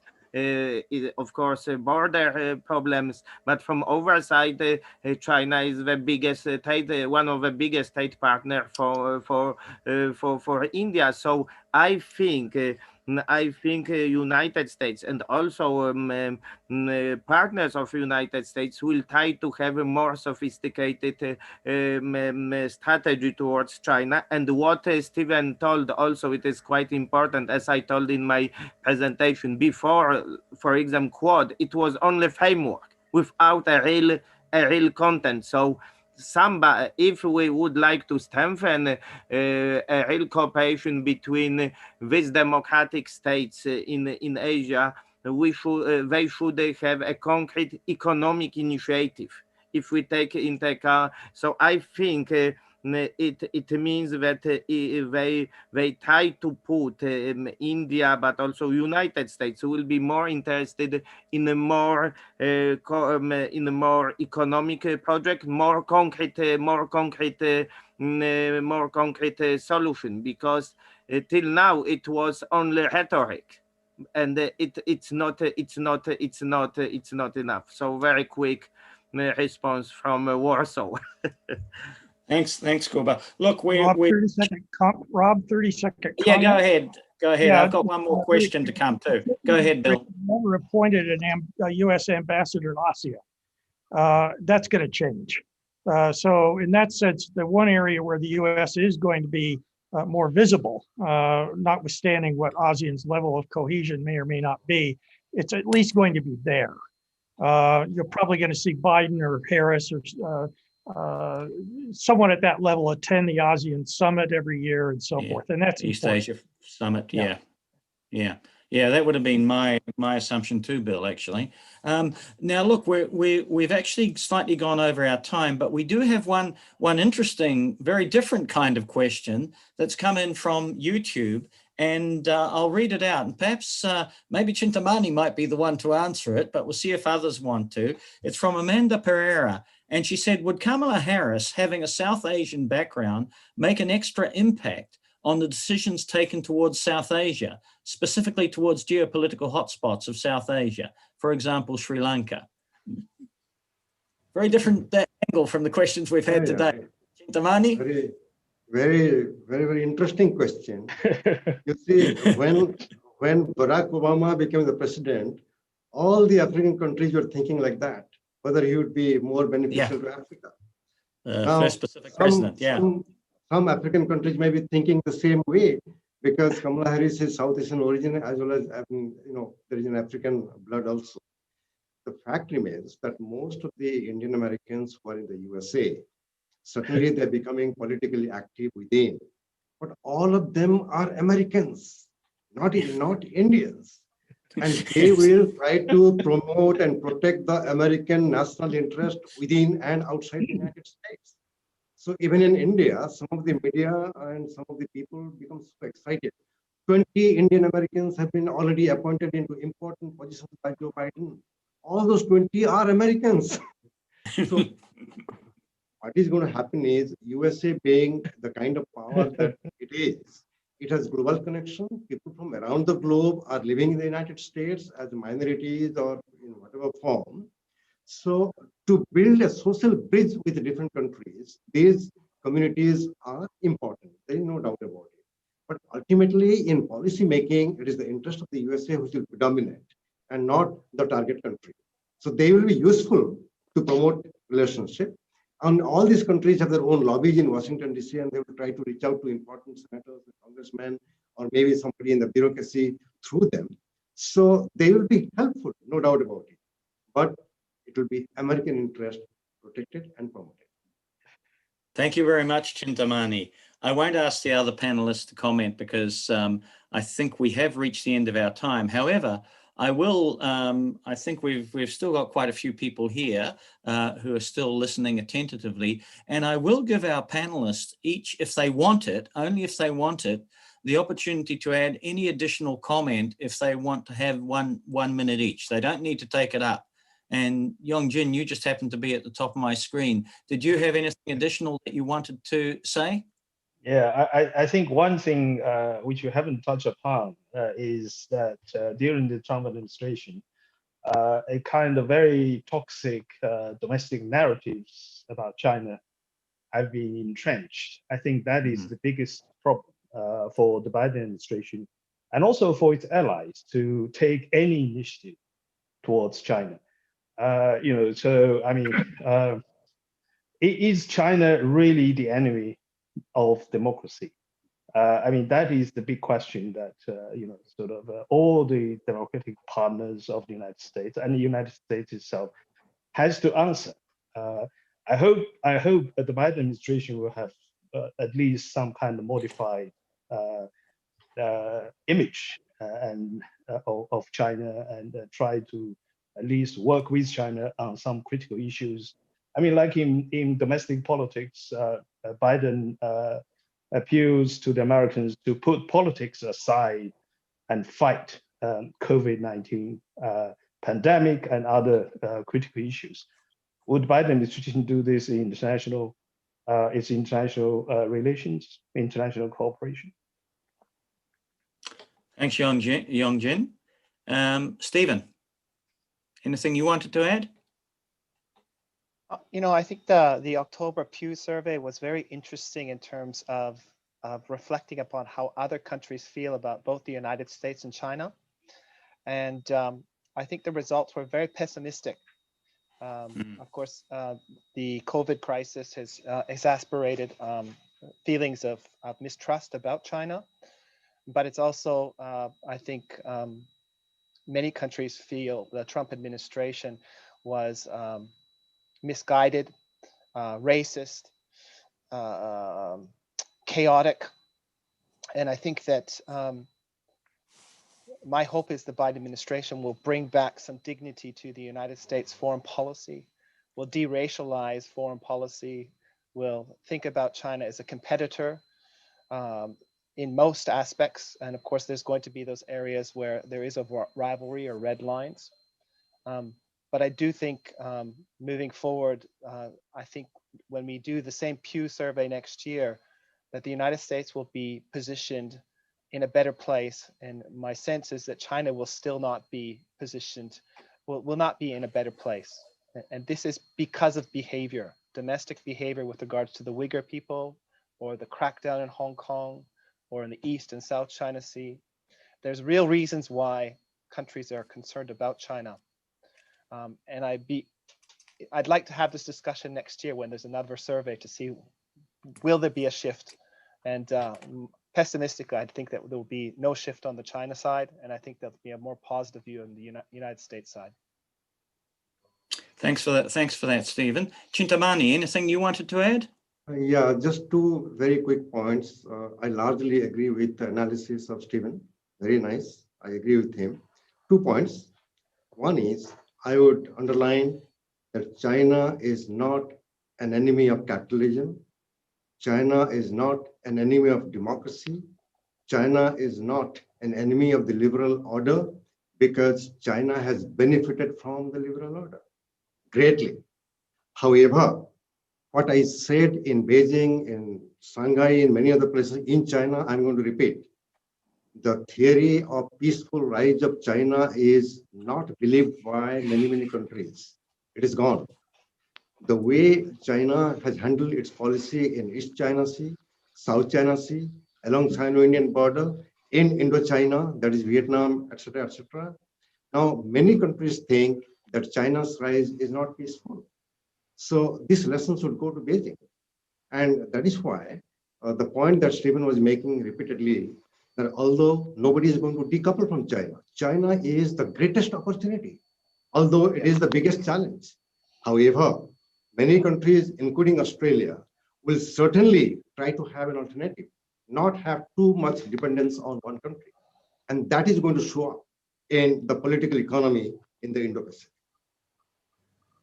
Thank you very much, Chintamani. Kuba. Yes, I fully agree with Chintamani and with Stephen. So definitely, as I said also in my presentation, it will be very new policy of United States in the context of rhetoric. They will not treat China directly as an enemy. It is, of course, it is a challenger. It is a challenge for United States, but this policy need to take into account all these elements. China is important in most cases for Indo-Pacific countries, is one of the leading economic partners. So it doesn't make sense to make from China enemy. So now of course it will be a big challenge how to maintain for United States, how to maintain this American-led order in Asia in general, how to maintain liberal order in the world, and how to cooperate with China. But I think it will be occasion for next seminar and the webinar, how and we could see after a few months, after 1 year, when I hope we'll meet next year, and we'll discuss about how China could be included in this American-led liberal order in the context of American foreign policy. So it could be also interesting topic for webinar, and right. I think it's a big challenge. Thank you. Thanks, Kuba. And Bill, you had the first word. Do you want to have the final word? Sure. Two very quick points, hub and spokes related. I tend to agree with Stephen that the U.S.-South Korea situation is going to be increasingly complex. What may drive it in the final analysis is whether the U.S. can sustain a credible extended deterrence policy vis-a-vis the North Koreans. And that's going to depend on the U.S. ability to invest in the new technologies to do so. We'll see, particularly the U.S. homeland now being threatened by North Korean nuclear and missile capabilities. It's going to be a tough ask. In terms of the two weak reads on the southern flank, Philippines and Thailand, U.S. historical relationship with Thailand going back to 1833 commercial agreement has always given Thailand the leverage to be able to exploit its relationship with China. But now with China's smile diplomacy being as effective as it has been with Thailand over the past 10 years or so, Thailand's going to find it harder and harder to rationalize the U.S. tie as counter leverage to Chinese incursions. So I would watch that space over the next 5 to 10 years. And I'm not sure the Biden administration has sufficient sensitivity to actually deal with that. The other joker in the deck is post-Duterte Philippines. As Duterte laid the domestic groundwork to the point where Filipino nationalists are actually going to move ahead with the jettisoning of the Visiting Forces Agreement, which almost happened until the Philippine Defense Department came through last November and then reversed course so that the U.S. still has access. But that's also a very delicate situation.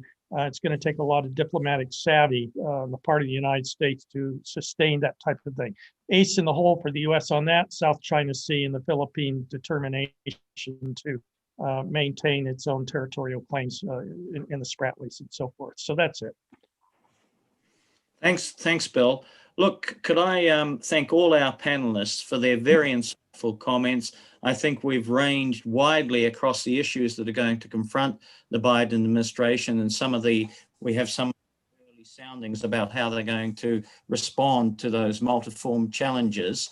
And I think we've seen elements of both optimism and some pessimisms about different aspects of those challenges. And I'd like to thank once again all our panelists for their commentaries, both on the general issues and on some specific ones, like the ones that Bill just referenced, for example. And we may indeed, with luck, be able to reconvene in about a year's time to analyze it in terms of a progress report on how the Biden administration is responding to these challenges. I'd also like to thank all of you who have been patient participants and for waiting dutifully for your questions and comments to be addressed. I suspect there are more of them, but we really have gone well over time. So we'll reserve them for that progress report in 1 year's time. So a big thank you for me. Above all, a big thank you to Kuba, to Professor Zhang for organizing this seminar, and also to Ola, who's played a pivotal role in the seminars as well, in the seminar series as well. And can I hand over to you, Kuba, to have the final word? So thank you very much, and I would like to thank you all panelists, Bill, Stephen, Jongjin, and Chintamani. Thanks a lot, and of course, Robert, thank you very much for chairing the panel and also for your engagement in this project 4-part seminars. And I hope we'll meet next year in Warsaw, but and we will have chance to discuss about the progress, but not by online, but in Warsaw. So let's hope, because this topic is very important, not only from scientific point of view, but also it is one of the key elements in our department. This issue is discussed by our colleagues in our Department of Area and Global Studies, and we would be very happy as a faculty to host you in Warsaw and discuss all of this issue, especially what will happen after 1 year, and if we could make assessment of what happened in 21 meeting during the meeting in 22. Taking the opportunity, I would like also to invite all of you for next 2 seminars, United States and Latin America. It will be at 5 o'clock Central European time on Monday, and so it will be 5 o'clock in the morning in New Zealand, in Wellington, but and I think in Australia and Japan. 7. Yes, yes. So it will be almost the night, but I hope you will get up and listen about the United States and the Latin America, and on a Tuesday we'll discuss on the United States and the Middle East at 3 o'clock. And I would like to invite you, and also I would like to invite all participants who